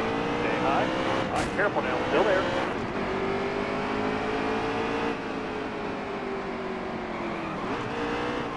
Careful. Still there. Clear all around. My goal is basically just to keep Stewart freezing like 3 car lengths behind me. Careful. Still there. Hang tight there, driver. Hold this line here. Clear low, bud. No, we don't want more back-to-backs, NASCAR. You want more back-to-backs.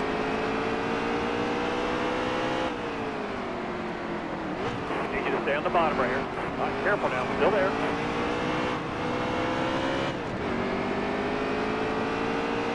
Clear all around. Car outside. You paid for the whole seat, but you're only going to need the edge. Draw clear up top. I don't care about your stupid open-wheel cars. I don't care about IndyCar. Stop trying to sell me on it, NASCAR.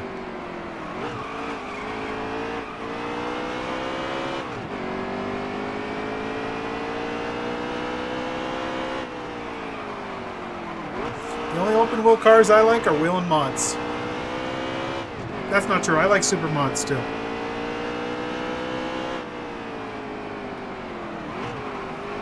I wish they would make a really good super mod game or a really good wheel and mod game. That would be awesome. Stay on the bottom here for me. Hang tight there, driver. Hold this line here. All clear, all clear. Clear all around.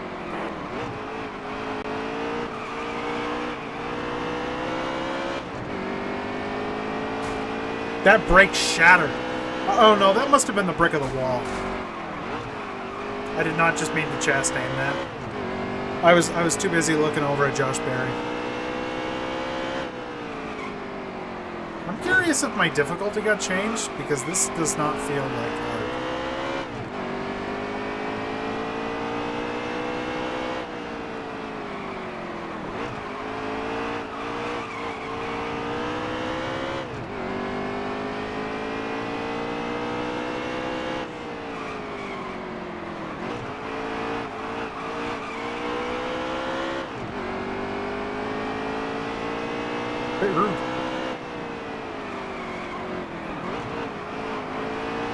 Careful, still there.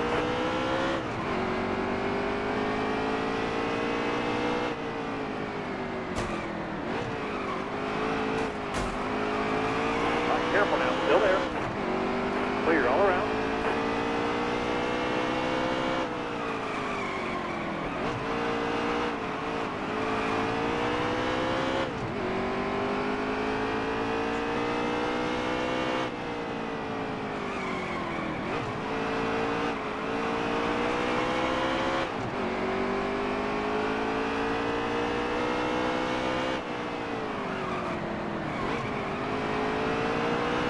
Hold a good wheel here. Don't move. Stay high. Careful. Still there. Yep. I was just going to say he looks exactly like Junior Johnson. Hang tight there, driver. Hold this line here.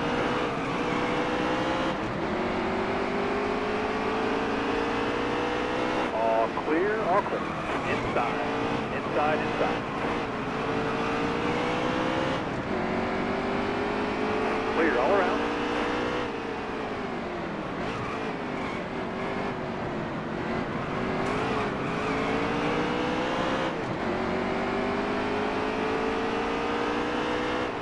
All right, now you're clear. Clear high. Clear high. All clear, all clear.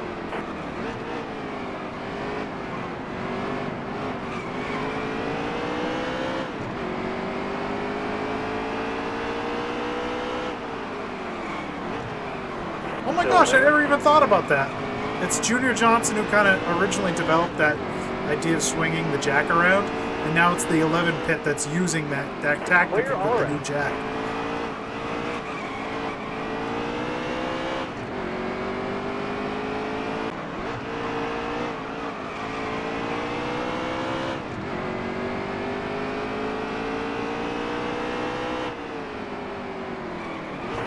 William Byron is dominant today. Top lane free here. Use it if you need it. Top lane free.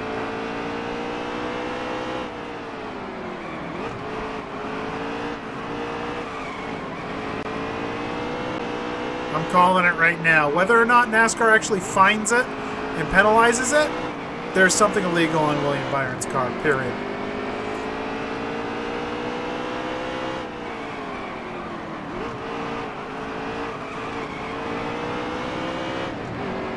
Stay high, stay high. Careful, still there. Got one down low now. Got one down low. Inside. All right, now you're clear.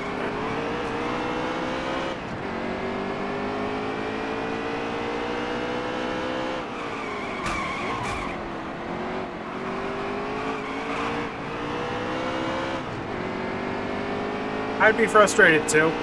It just sucks having a pit crew that does nothing but screw you over all day. And that's kind of what happens to Kyle Busch, and it's RCR more than it is his pit crew.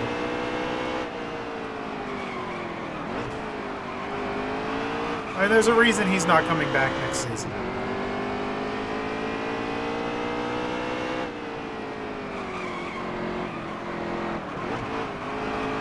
The problem is I think Kyle burns so many bridges. I think a lot of people don't really want to put him back in. Hold a good wheel here. Don't move. Stay high. He'd win races if he was in Hendrick. Put him back in the 48 car.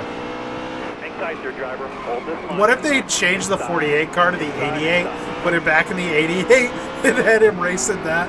Oh, that'd be so funny. Clear all around.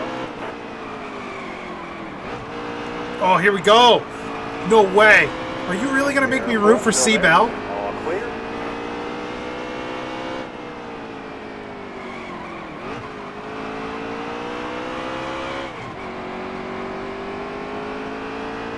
Come on, Christopher Bell.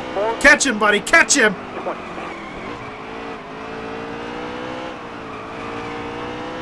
I think if I had to choose between C-Bell and William Byron, I would choose C-Bell. I dislike Byron more than I like C-Bell. Come on, baby. Come on, baby. I don't care if they're both blocks of wood. It's basically we're in a lumber yard right now, and you got a twisted piece of wood and a slightly straighter piece of wood fighting each other.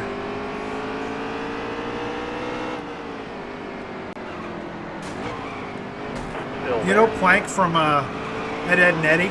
He's got more personality in half of this field.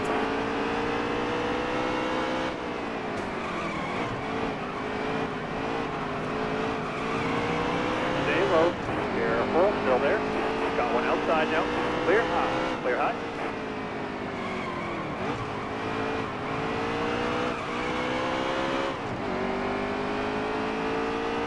Good guy, Josh Berry. He didn't immediately throw Reddick under the bus.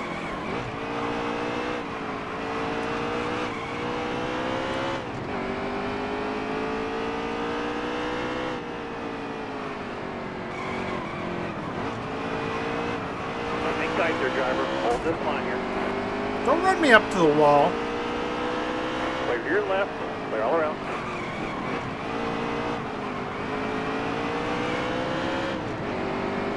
Careful. Still there.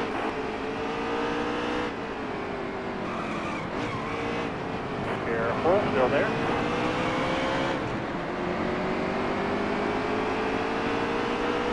Hold your line. Stay up high. Stay high. All right, careful now. No way, have I left the entire field? Holy cow.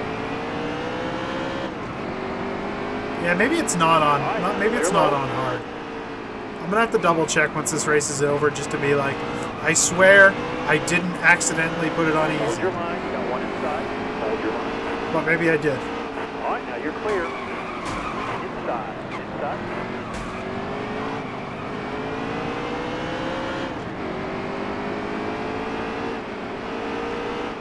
Hold your line. Stay up high. Stay high. Careful. Still there. Clear all the way to the bottom. Clear down low. All right, now you're clear. Car high. Careful now. Easy. Clear to your left. Clear all around. Clear all around. 1 year for Darlington as like a practical joke. Oh, our car's gonna be this. Our car's gonna be this. Our car's gonna be this. And then just have everyone show up as the number 11 Budweiser car. Just everyone. They're all red number 11s. Just with whatever sponsor they've got.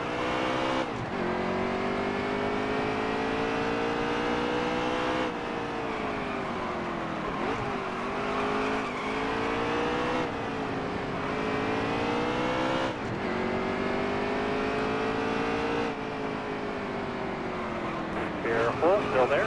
Clear all around.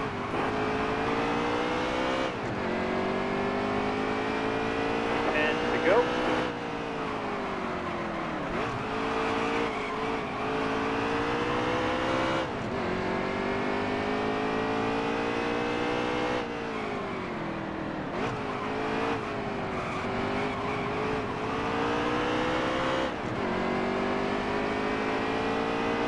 Unless we have caution, and I think lap the entire field.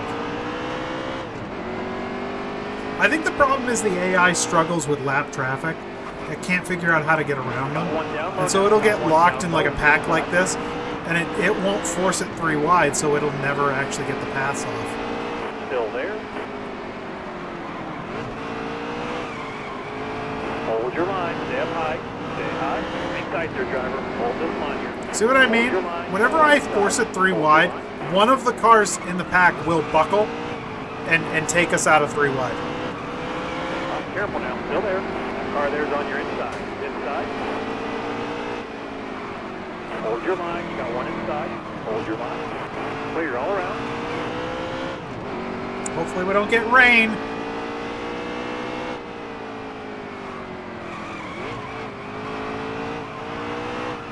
Hopefully someone's able to contest William Byron.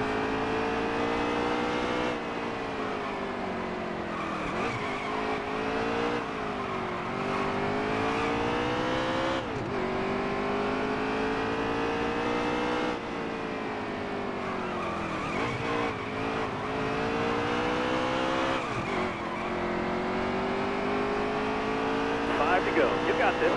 Watch that car in front of you. You can slow it down. He's going to be fitting this time.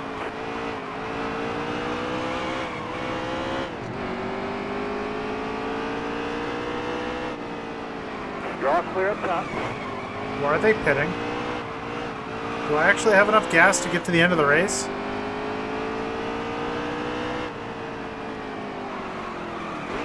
I think iRacing has that issue. I don't think this game has that issue.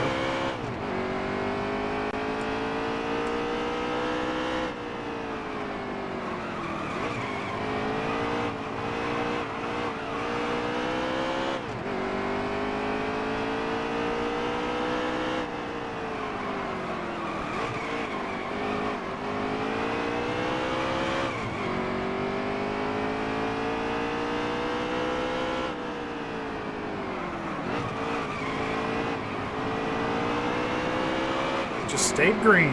This is a very unrealistic Martinsville. Here to go, driver. Here to go. still there. All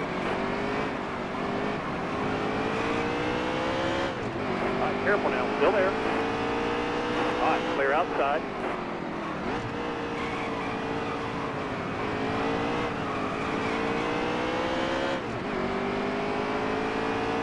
All right, let's go. One lap. White flag is out. Those guys back in the day were all cowboys. No way around it. The fact that they survived racing back then is insane. That car there is on your inside. Inside. Checkered flag is in the Here we go, baby. Great job, driver. Okay. Oh yeah, we're gonna do our burnout. We're gonna do our Polish Prince victory lap. Oh, I think I fixed my HUD. Well, I'm hoping someone can at least challenge Dingle Doodle there. What's his name? William Byron. I'm hoping someone can at least challenge him.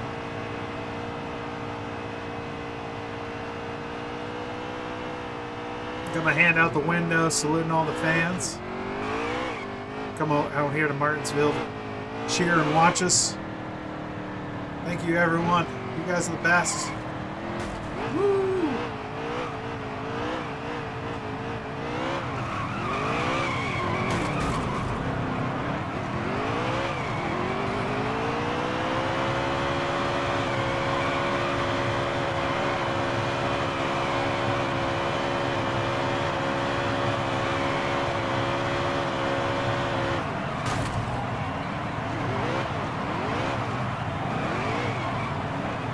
I'm curious if that was on.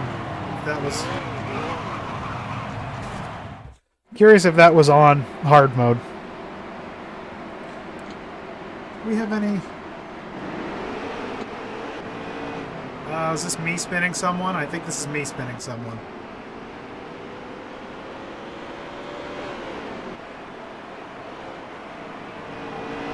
No, I was good on that one. I don't think I spun anybody yet. Stuart.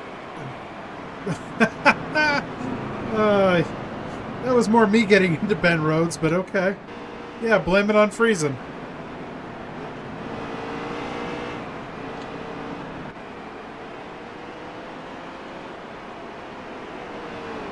Finished third in the first stage. But I don't think after the beginning of the second stage, because what happened is the leaders got shuffled to mid-pack. Oh, that's right, I did wreck freezing. Look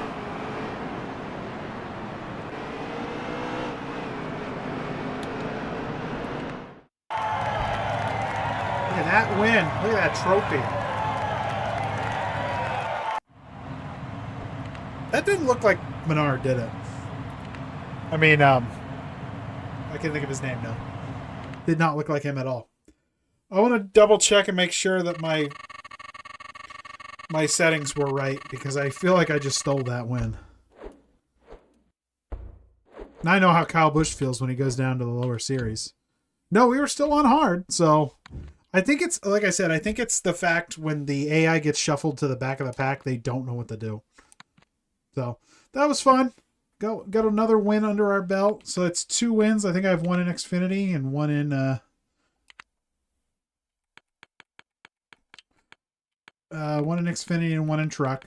I did not win my race yesterday. Yeah, I won at New Hampshire. And that one was easy, just because it was. But, yeah. Whoa, jeez, calm it down. Calm it down. All right, I think we're going to pause for a bit. We're going to pause for a minute. How much? We got 70 laps left here in the Cup Series. So, don't really know. I think I have one other video to watch. We can watch till the end of this race. Probably going to be done about the time this race finishes up. So let me get YouTube all set up.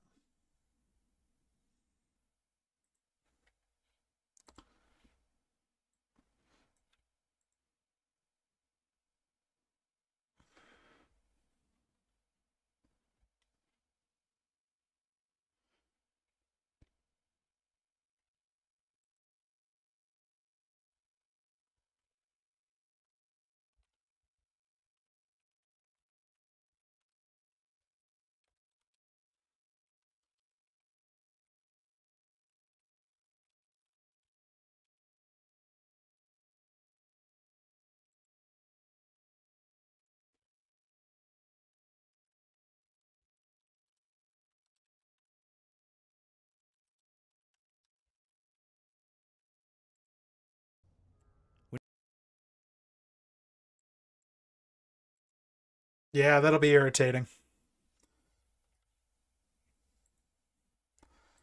That'll be irritating if he leads every single lap.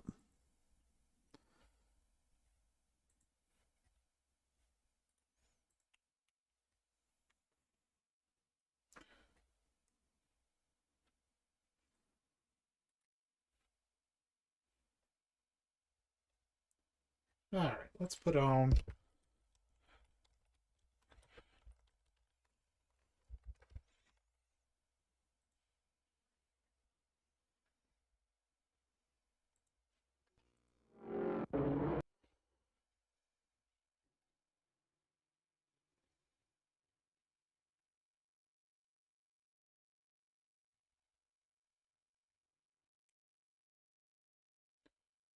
Let's do a 92. Yeah, let's do 92.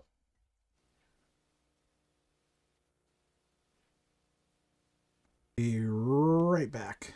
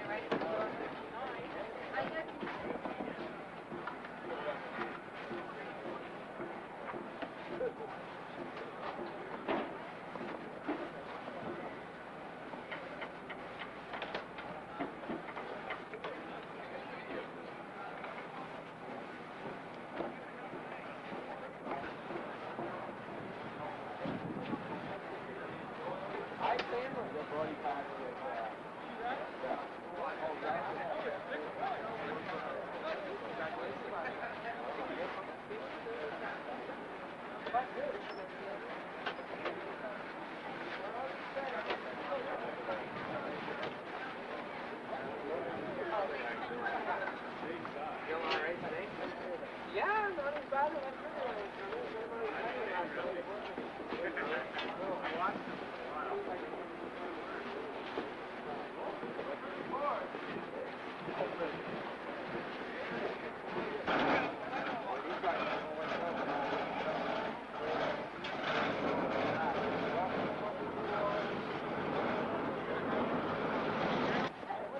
How was Wayne this morning? Very well hurt.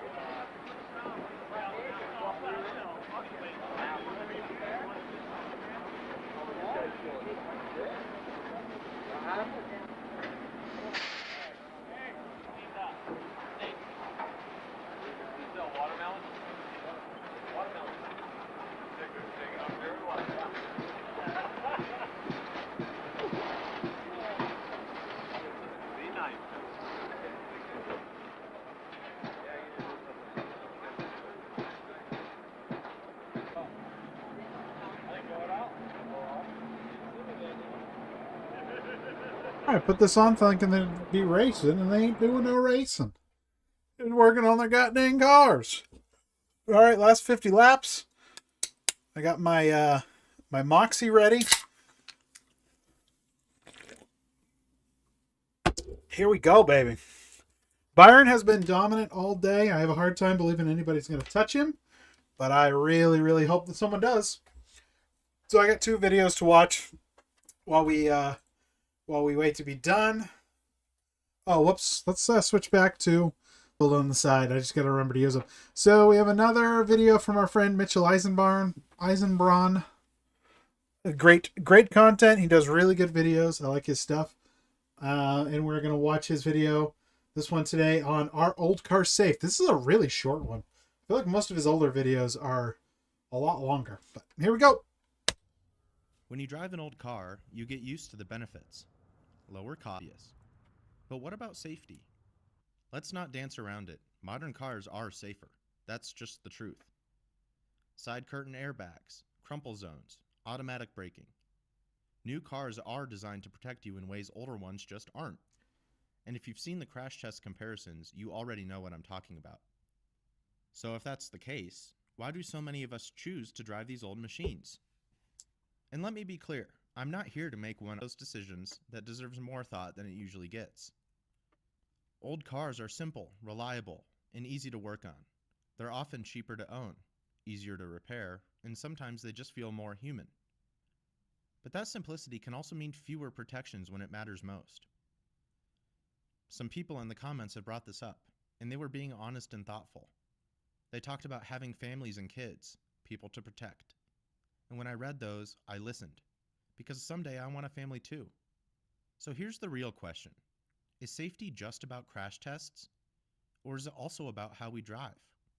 That's something I've been thinking about a lot lately, especially while reading safety that doesn't come from the car itself, but from you. From being alert, present, and responsible. Not just for yourself, but for everyone you share the road with. Modern cars are full of features designed to protect you from distraction. But maybe a deeper safety comes from not being distracted in the Not first having place. the distraction. Maybe Boom. safety is presence. Maybe it's also about knowing your machine, knowing your limits, and caring enough to drive like you mean it. That's in line with what we were talking about yesterday. People that wait till the last possible second to brake. It's like, stop it. Stop it. Your brakes you're supposed to use them and slow yourself down before you get to the stoplight, not as you get to the stoplight. There's no one-size-fits-all answer here. It's all about trade-offs. Your life, your needs, your values. And one more thing. We all come to these choices with different experiences. Some of us grew up fixing cars with our parents. Some of us are building a life from scratch. And others world, and that's okay. So instead of jumping to conclusions, maybe we can just start by listening. A little more kindness and a little more understanding. Because none of us knows the full story behind someone else's decisions. All we can do is try to live intentionally and help others do the same. So now I want to hear from you. If you drive an old car, knowing what you know, why do you still choose to?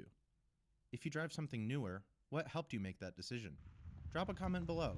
I read all of them. And if you're new here, check out the other videos where I dive into the bigger picture behind why old cars still matter. Fantastic. Mitchell. Fantastic video. What a good job.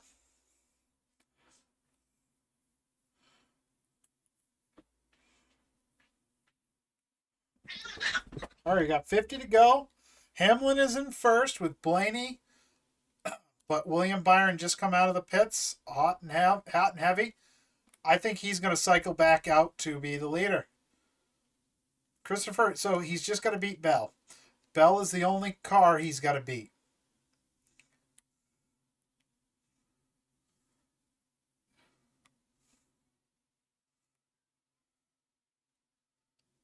Oh, Byron is charging too. Ooh, this is going to be a rough one. So that was a great video by Mitchell. I think it was great. I love his content. I've really fallen in love with his stuff. He's got a really good voice. He's got a really good way of telling a story and talking about this stuff. I like his content. I'm actually going to go ahead and give him a subscribe on this channel just because, why not? I have subbed on the other channel, but I like his stuff. He does a really good job.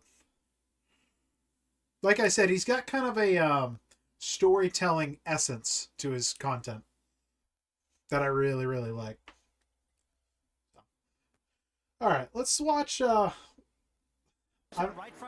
Whoa, I hate falling back onto MMCS's content, but we're gonna watch another one of his good videos, the "You Won't Believe This" moments. There's some good ones in this one. Damage. He didn't need this to happen.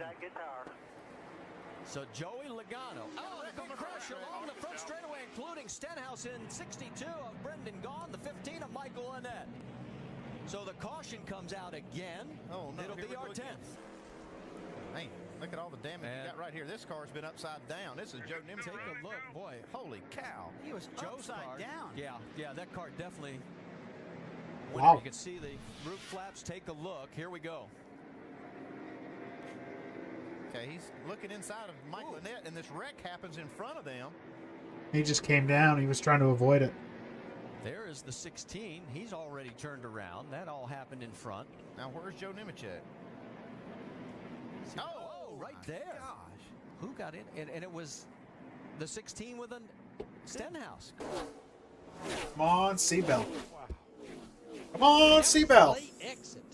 Tony's okay, but he's holding his right arm and his shoulder, rubbing it. He's grimacing as he gets out of that car, and he didn't jump right out either. So right now, Reddick is the leader. I don't think anybody. But Seabell is the catching him. Champion Tony Stewart in 2006 looked to go back to back, and he had the speed to do it. Seemed like every week he had a car that could contend for wins. So he raced the Busch Series race for extra practice for the Cup Series race, but that decision would have cost him a championship. Tony Stewart would get into a massive accident coming off turn number 4 and end up breaking his shoulder blade. This would essentially knock Stewart out for 2 races, and he even wrecked the following day in the Cup Series race, and it didn't make it even better. Tony Stewart would unfortunately miss the playoffs and contend for another championship because he had so many misfortune events after this. Slow cars and having to sit out at Dover didn't help. Casey, he may have enough there. He may have enough. Oh, there. Who was in the 42? Caution is out. Danny O'Quinn has gone around. Matt Kenseth sneaks through. That was ridiculous. Battling hard for the win, Carl Edwards and Casey Mears. Oh, Mears. Side at Yep. Charlotte, coming off of turn number 4. Man, he got way too Mears aggressive there. tangled, and they both went hard into the wall, ending both of their nights at a shot at the victory. And what's Jimmy Johnson do here? He goes to that high side. Carl Edwards is going to go to the bottom. There we go. Oh, drove right by. Hit it with the car stick. Oh, something broke. Carl Edwards broke something there. At least I think that's what happened. Trying to hang on. Here comes Jimmy Johnson down, and Johnson will take the win. How good is that? Keeping the train on Carl Edwards. Carl Edwards is a driver that everybody expects to do amazing things. He may have not won a championship in his career in NASCAR, but he sure did have some of the most amazing moments in NASCAR, just like this one. 4 like Kevin did. Oh, and Oh no, Jimmy McMurray. 3, 4 cars. Clint Boyer. Clint Boyer, man. It's insane that they landed that. That car landed that flip. Flames and sparks. Our front row sitter up here, he's got a torn up race car, Mark 78 Tripp, car. time to qualify for his pilot's license right here. That was insane that he flips the way he does and lands on his wheels. How does that happen? Man. Stay buckled in. Stay buckled in. Stay buckled in. Nothing else is going to hit you. You're not hitting anything. Turn left if you What can. a flip. Turn left if you can. He's like flying Ryan. Start finish is at your pit box. Start finish is at your pit box. One more, a little bit more. Get your transponder back. Clint Boyer may not have the resume that he wanted in his tenure at NASCAR.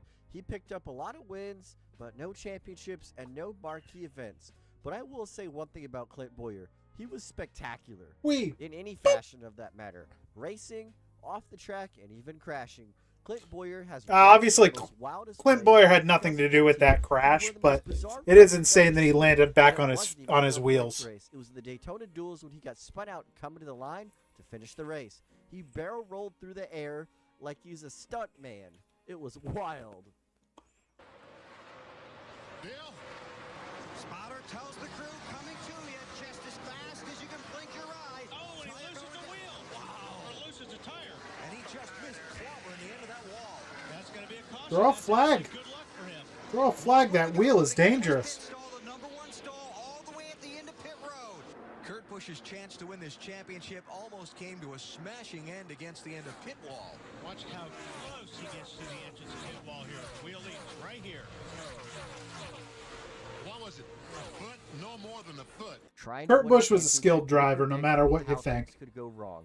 You predict that you may crash, you may blow an engine, but you do not predict your right front tire falling off and you narrowly missing pit road. Well, that happened to Kurt Busch as his right front tire fell off during the final race of the 2004 season that he ultimately took home the championship. Oh, big wreck. Huge contact. Let's keep it green, boys. Ricky Stenhouse Jr. now up and over goes to 27. So Jeff Burton sliding on. Guys, slow Winners come down. in NASCAR from time to time, but none will be more unexpected than Shane Van Gisbergen's at Chicagoland. That was an insane Shane win. Van Gisbergen's first ever NASCAR race, he ended up winning, and it was remarkable. Navigated the streets of Chicago to perfection. The final time onto the front stretch. He comes to the checkered flag. He's won the very first street race in NASCAR. Thank you, guys.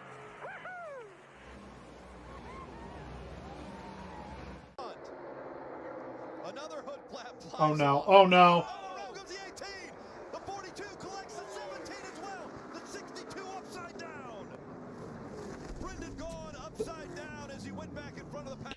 My biggest problem with wrecks like that, NASCAR loves them. I hate them. I hate wrecks like that because how many lives are being put in danger right there? I mean, just with all the drivers, you're talking probably about 20 to 30 drivers that are involved in that wreck, whether or not they get hit with debris or not, whether or not their car gets scuffed up. And then how many people out?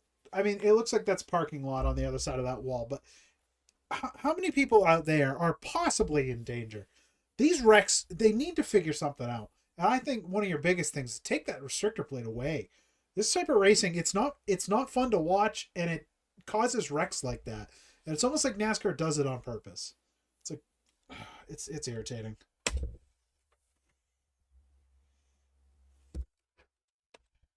Did I just... How was it not? Okay, whatever. We're wrecked here, guys. And the big one happens right at the front of the field. That was crazy. Brendan Gaughan. Kurt pushing Kyle. It just hooked him. And look at Brendan Gaughan. Just flipped right over. It's like the nose of that Chevrolet just can't quite. I miss Junior in the booth. Straight. It just can't do it.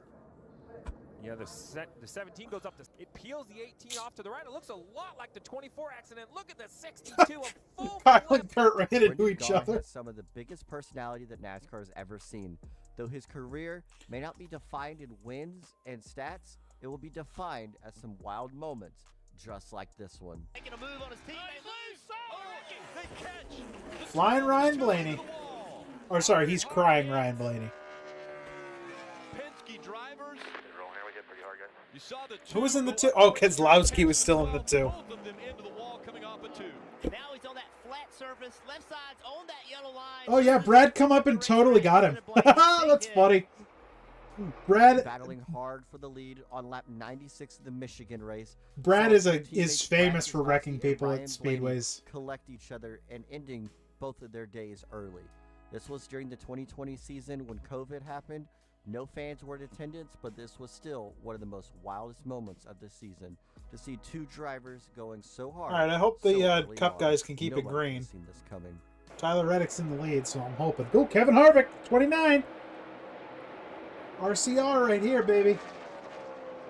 Something going on up on the Something's on fire. hillside hospitality area overlooking turn 1, and you see the drivers racing through that smoke. They're just like, keep it green. It's just a little bit of smoke. Let's see if we can find out exactly what. She had 190 miles an hour entering that corner. Already treacherous conditions to start with. Somebody telling you everything's okay. Caution's out. Oh, come on. You threw a caution for that? I bet you Kevin Harvick was mad about that. Don't friggin' throw a caution. I'm in the lead. I'm winning the race. That reduced visibility. There is a fire truck that has arrived on scene, and I'm sure they'll have that quickly extinguished. Puts another car on the lead lap. Yep. David Gilliland gets the free pass, second of his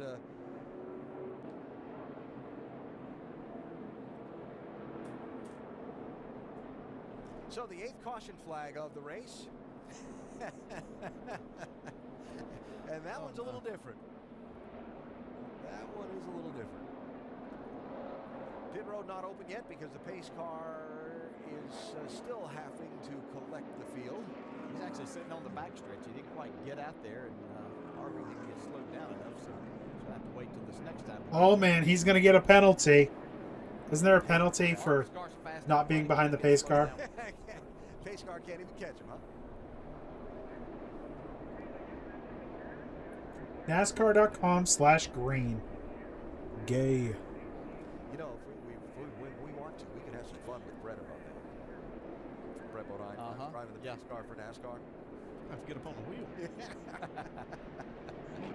When leading the race in 2013, Kevin Harvick was told the caution flag was out because of smoke in turn number 1.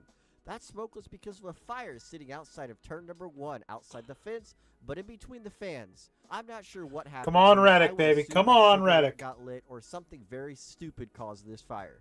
But nonetheless, It's NASCAR probably a has cigarette no that caution caused that flag fire. because the visibility for drivers and spotters, who are very important from race to race, were getting extremely hard to see in turns number 1.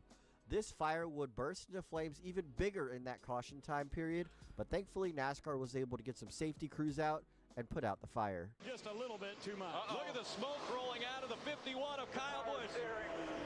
Power steering again. Now they have problems with power steering in practice, and it Oh, looks it as blew though they're up. gonna have The the rack same blew problem up. now. Unbelievable turn of events for Kyle Busch. Got caution. Smells like anyway. Caution's out. We're gonna have to come. We're gonna have to pop the hood. You're gonna have to look at everything. They're black flagging Kyle Busch. Huh. I guess the caution isn't out. I thought I saw the lights flicker. We heard Kyle say we're going to have to come. You're going to have to open the hood and look at everything. Why are you worried about Blaney? Blaney's all the way back and forth. I don't care about Blaney. I care about Bell. Focus on where Bell is on the track. Or fluid on the racetrack. They might be checking to see if there's anything on the track. But a huge break for Kyle because he is going to have to come down pit road. They're going to have to look at. I don't think the tires matter that much here. They matter, but I don't think they matter that much. Yesterday, Ray was talking about. Obviously, Kyle feels as though it's got the same situation right now. Oh, great. Now we get the Xfinity guys at Bristol. On the apron. When your brain. Those guys are brain dead. It's got to be power steering again. But in this case, he's backing down pit road, which is not the best decision, I don't think. Especially with all the lap down trucks coming down. Oh, wow. Very close for Justin Marks. That was a good move by Justin. He had to get in his box. Kyle Busch Come on, Tyler. to try to get to the opening, which 20 laps to go for Tyler Reddick. We're almost there, baby. Get to that opening. Now he'll go forward and right through the opening up into the garage area.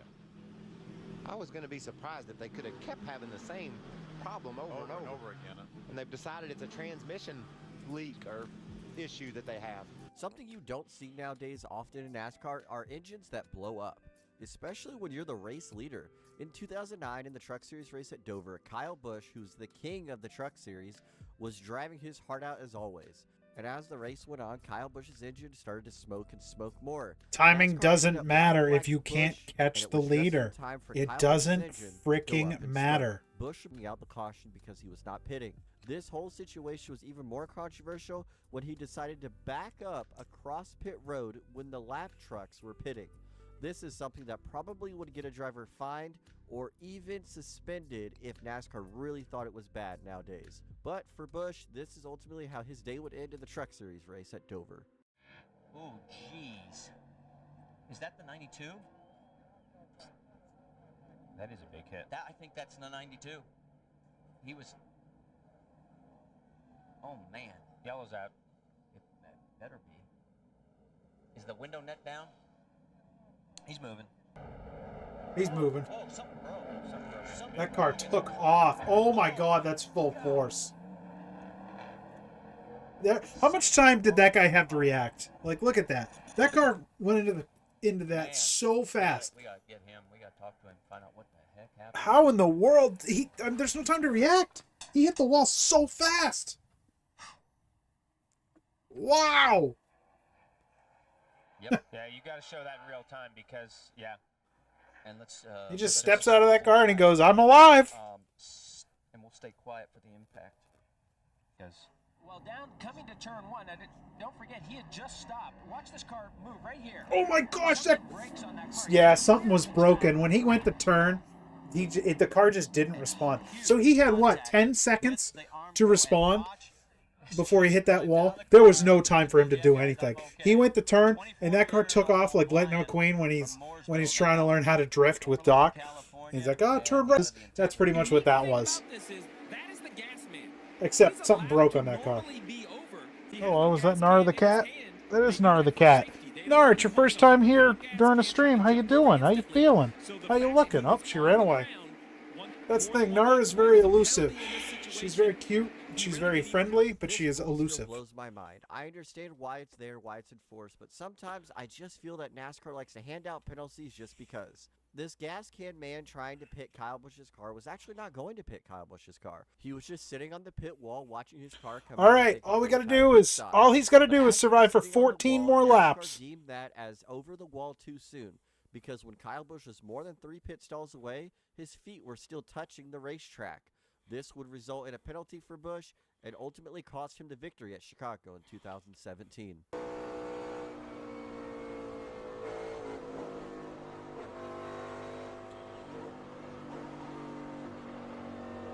It's like there's some contact. Oh, the 24 of Byron. Remember what happened off of turn 2. Well, needless to say, Chris Gabehart is livid down here. They're trying to get their position back. Ryan Blaney is charging. Chris Gabehart, listen. I don't know. I haven't seen a replay of it, but good grief. If he's mad about what happened off of 2, you got tight underneath of him, lifted all. All right, so Denny Hamlin clearly is upset. This has been going on all the way. Michael Jordan's excited. Into each other. Denny is not happy. Come on, Tyler. Well, now he has to be careful because he knows that all eyes are on him. Nobody really expected young William Byron to get upset at Texas, but it happened. In 2022, William Byron and Denny Hamlin got off of the turns together and made some contact. Under caution, Byron was furious with Hamlin and intentionally spun Hamlin out. Byron was actually even penalized playoff points and fined money for this accident, for intentionally wrecking somebody under caution. That is highly disregarded in NASCAR. But Byron was able to appeal his penalty and somehow won. He thought he had let's see who it was he thought he had cleared. Come on, Ryan Blaney. Time for your engine to explode. Come on. Oh my gosh. He's got him within 3 seconds. That old big blue wall was coming up in a hurry, though, wasn't it? But see how he backed off? He's sliding. He's headed for the wall. He backs off the brakes. Got a little high. Here he is right back in here. Gets a little high coming through here. Gets a little close to the outside wall. Just came around on him. Ryan Blaney's got a bunch of cars to pass, though. 10 laps. Here we go. I was like, no, I don't want to go that way. You know how fast he was going through there? 190 mile an hour. Let's keep talking about Kurt Busch, shall we? He has some amazing car control, and so does Michael Waltrip. Oh my gosh. Kurt Busch would Mikey! spin heading to the inside wall at Talladega. I loved in those 2009. cars, man. Mikey's Thankfully, they would cars both were be so able to nice. miss the wall and miss making massive damage to their race cars, as both spins were almost identical.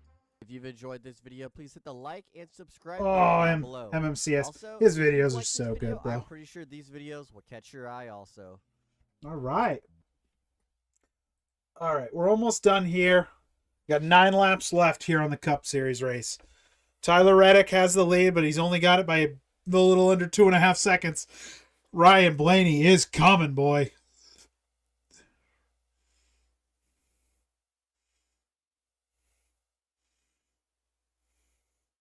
Oh, Ryan Blaney's got him in his sights. Here we go. 8 to go. Woo!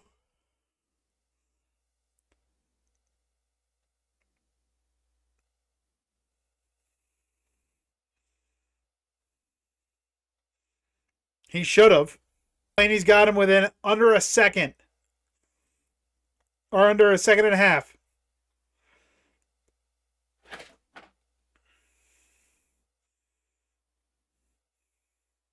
That's the other thing, too, is once Blaney catches him, he's got to get around him. I would fight this so hard. Come on, Tyler. Come on, Tyler. I wonder if Blaney, the last couple laps, while Blaney has been aggressively trying to catch, that's going to burn them tires up. Well, here he comes, though. It looks like he might have got a couple of car lengths on him, but yeah, he's not coming as fast now.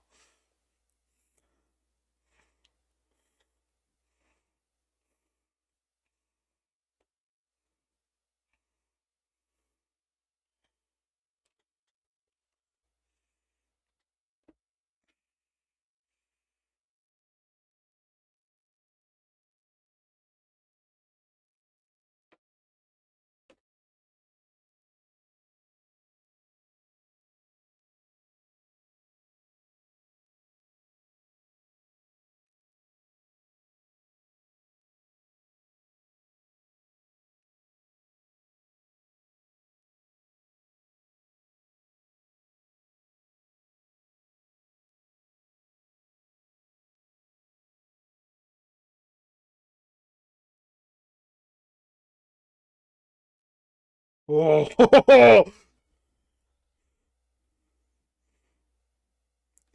Hamlin's a ways away, too. Yeah, Blaney's got him.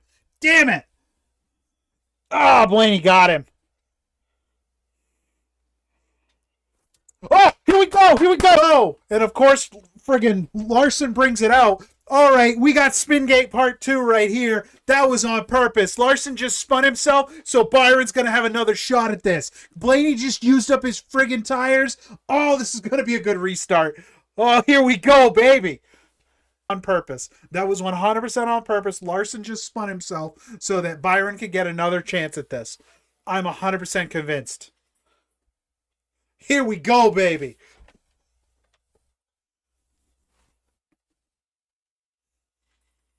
No, it's not your fault, man. You guys took it. That's the thing. Wins are based off of taking chances. Tyler Reddick's apologizing to his crew because he got passed by Blaney. But you have to understand, you have to take chances in order to win, and they took a chance that got them out front. Unfortunately, they might have taken the chance a little too early. But yeah. Bubba did. Bubba took him out. I guess I'm wrong.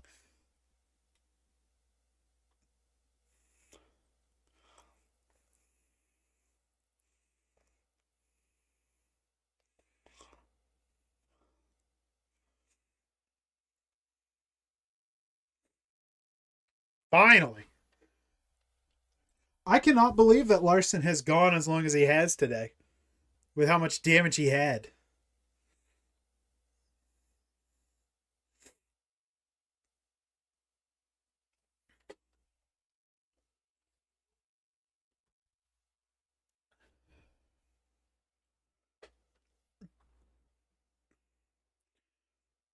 So NASCAR had that caution set up. I'm sure of it.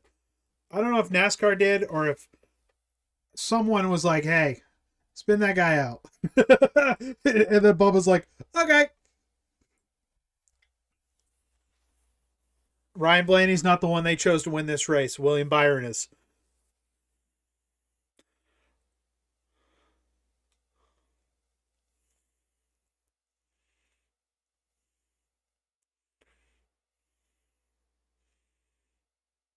So you think everyone's coming for tires?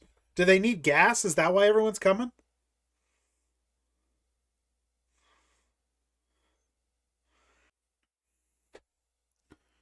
Whew.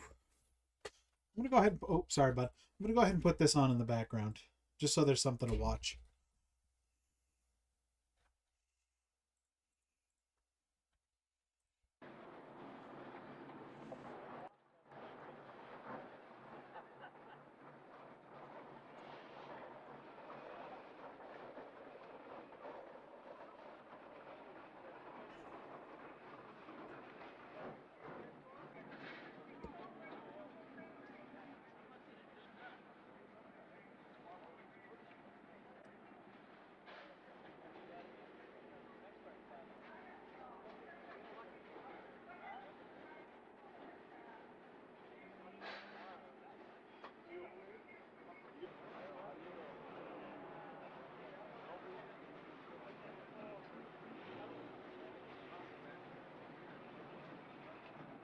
Oh, Denny Hamlin got out first!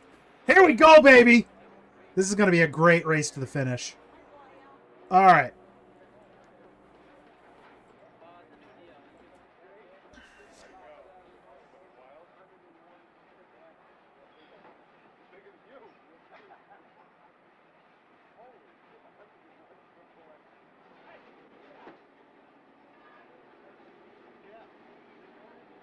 All right, so we got Hamlin, Reddick, Byron, Blaney, Bell, Elliott, Busher.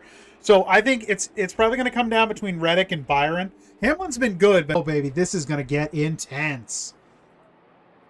It's a little cold to be camping, but today's going to be intense. Chastain's back there in ninth. Wow.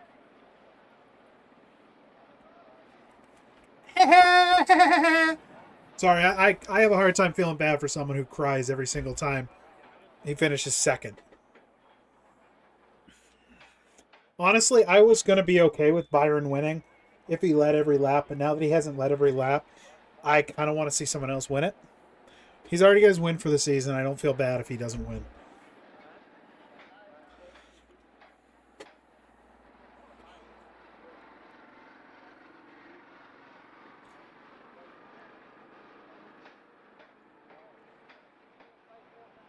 Four. Yeah, Larson. Oh, yes, he did. He wrecked real early.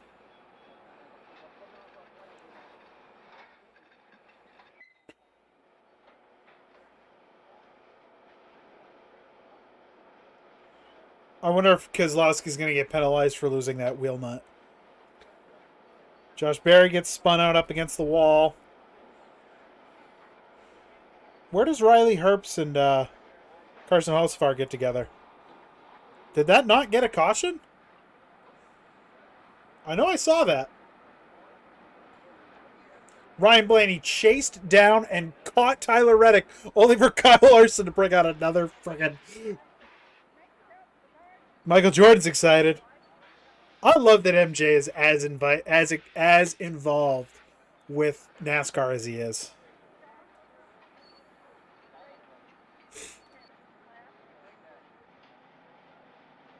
Freed up. If I was Tyler Reddick, I would probably line up right behind Denny. Oh, he didn't. He lined up right beside him.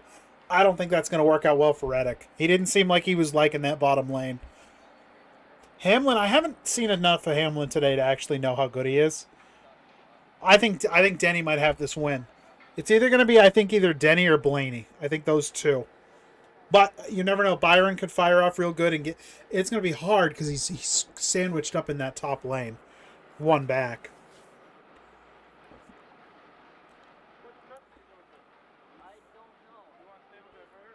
I don't even know what a UFL is. Well, he's been in the first position every restart, hasn't he?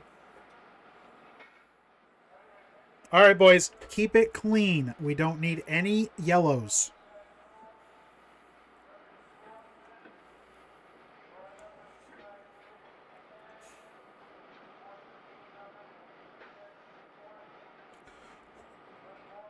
Man, here we go, baby. All right, pace car's away. Here we go for the restart.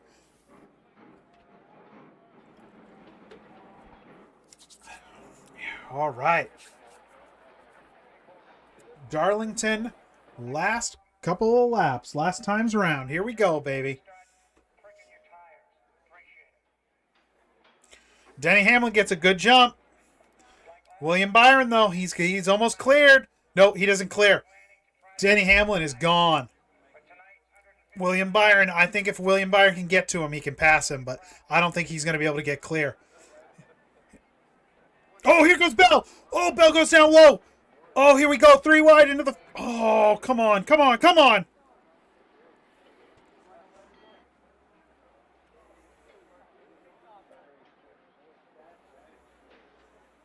Yeah, there's no catching Hamlin. There's no catching Hamlin. Hamlin's got this thing. Denny the dork. Oh, my gosh. Oh, Byron actually is catching him, but there's no way he's got him in this next corner. Oh, here he goes, baby. Sports Clips number 11 with the Carl Edwards throwback paint scheme, my favorite paint scheme of the weekend. He does it. Denny the Hamlin. Denny the dork. Oh, yes. Let's see if he does his stupid flag again. I love this guy.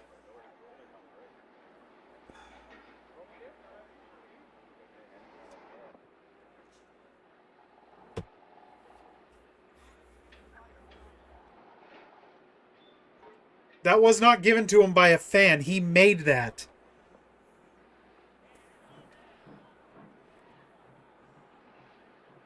Denny's talking himself up. That's funny. Denny, that's the thing. Denny Hamlin, so badly they want him to be like a heel, like how Kyle Busch used to be. But he's too much of a dork to be an actual heel. He's so goofy. Wow. Denny Hamlin. So he might have a threefer. Like I always say, Denny Hamlin gets hot mid-season, and then by the end of the season, he's all burned out already.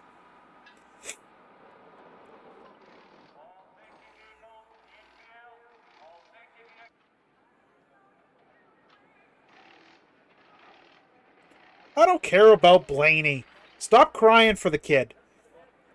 That kid is a champion. A champion who was handed a championship last season. Don't act like... Don't act like it's such a big deal that Ryan Blaney lost this race.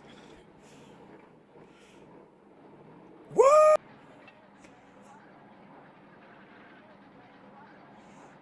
No, William Byron. I had a feeling he wasn't going to win this one.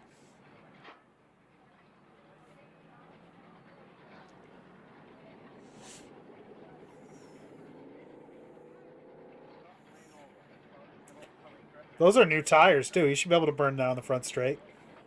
Woo!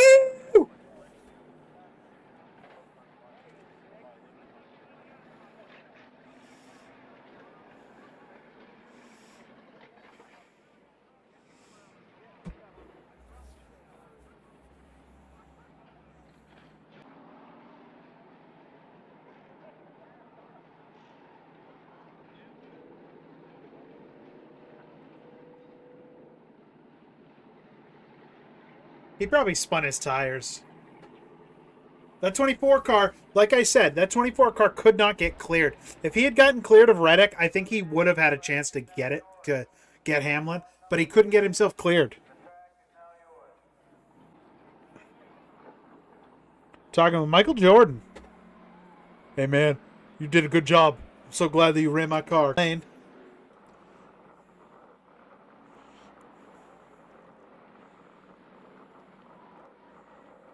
Hey, Christopher Bell finished third. So, let's see. How many cars they have in the top 10? Ty Gibbs finished 9th? I mean, I'm not that surprised, but it's just like, wow! 3 top 10s?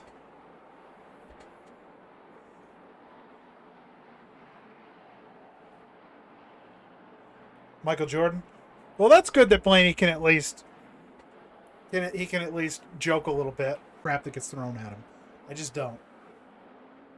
Wait. Are people cheering him or booing him? I can't tell.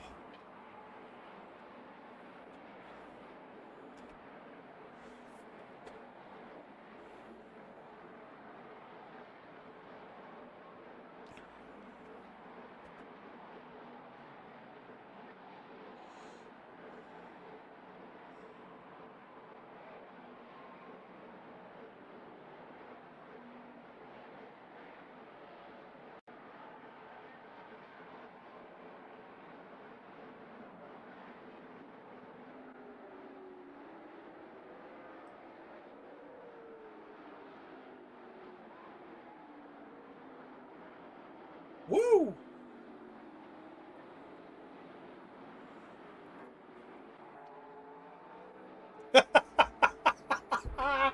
Much better. That was a much better speech this week than last. I hated that speech last week. Why are you talking to Blaney? He finished 5th. Talk to fucking Byron and Bell.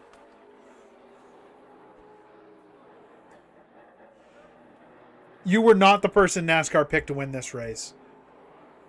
They wanted Byron to win that race.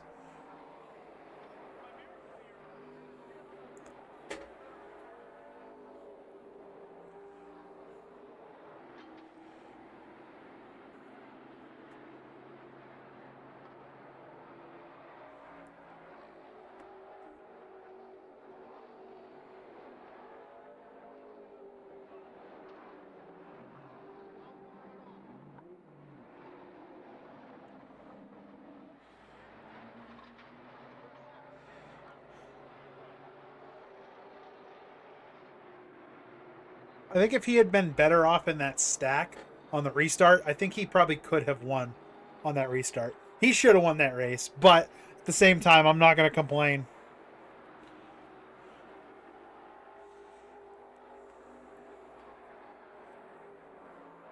Well, they've blown up 2 engines in the last 6 weeks.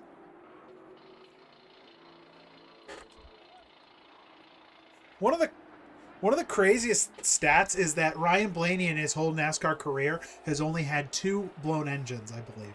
And those 2 blown engines came within the starting weeks of this season. Got a couple more interviews hopefully to watch. Then I'm gonna log off here. I think I'm gonna stream again on Wednesday. Wednesday seems like a pretty good day of the week, but that's not in stone yet. He's not gonna. There's a guy on pit lane telling Denny to burn the car down, trying to pull into the checkered. Oh, here we go, William Byron. Yeah, there's someone trying to tell Denny to burn it down right outside of Victory Lane. Hey, did you know he was on iRacing? William Byron started on iRacing. I hate that so much.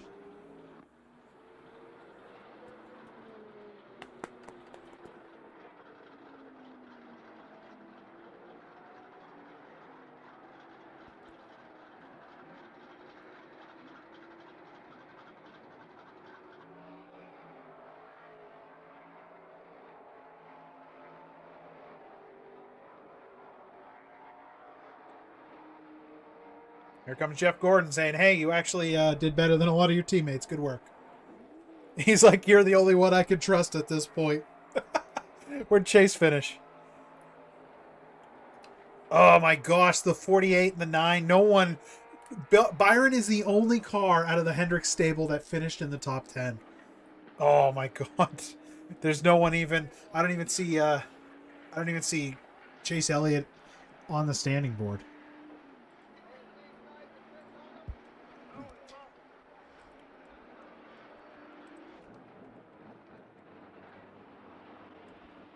Let's look for our finishing order.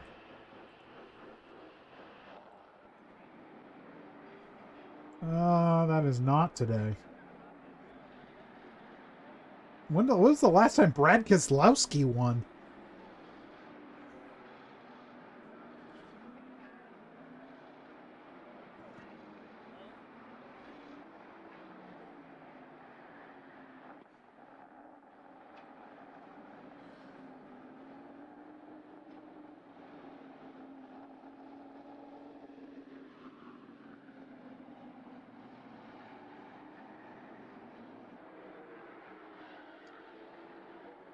What is Denny Hamlin possibly saying in victory lane? Yeah, you know, we had a restart, and I just blew everyone out of the water and jumped the restart. And yeah, it's great. Well, he starts the race, so you know what, it is what it is. But it's just funny. They didn't even talk to Christopher Bell. Christopher Bell was 3rd place. You talked to 5th place and you didn't talk to Christopher Bell. What is wrong with NASCAR coverage, man? It's so bad. It is so bad. NASCAR coverage right now, you pretty much would be, I vouch for this any single time, at any time that I talk with people about it. I always will say, at the end of the day, what I really want them to start doing for NASCAR coverage is just go ahead and put it up there. No announcers. Let me watch it blank with no announcers, because your announcers are terrible. Or hire some real announcers. I mean, Mike Joy is good. I like Mike Joy. I feel like he should stay in the booth. But Clint Boyer, I can only take so much of. Kevin Harvick, I feel like calms Clint a little bit, but I don't feel like, I don't know, sometimes I feel like even he's like, I can't deal with this guy today.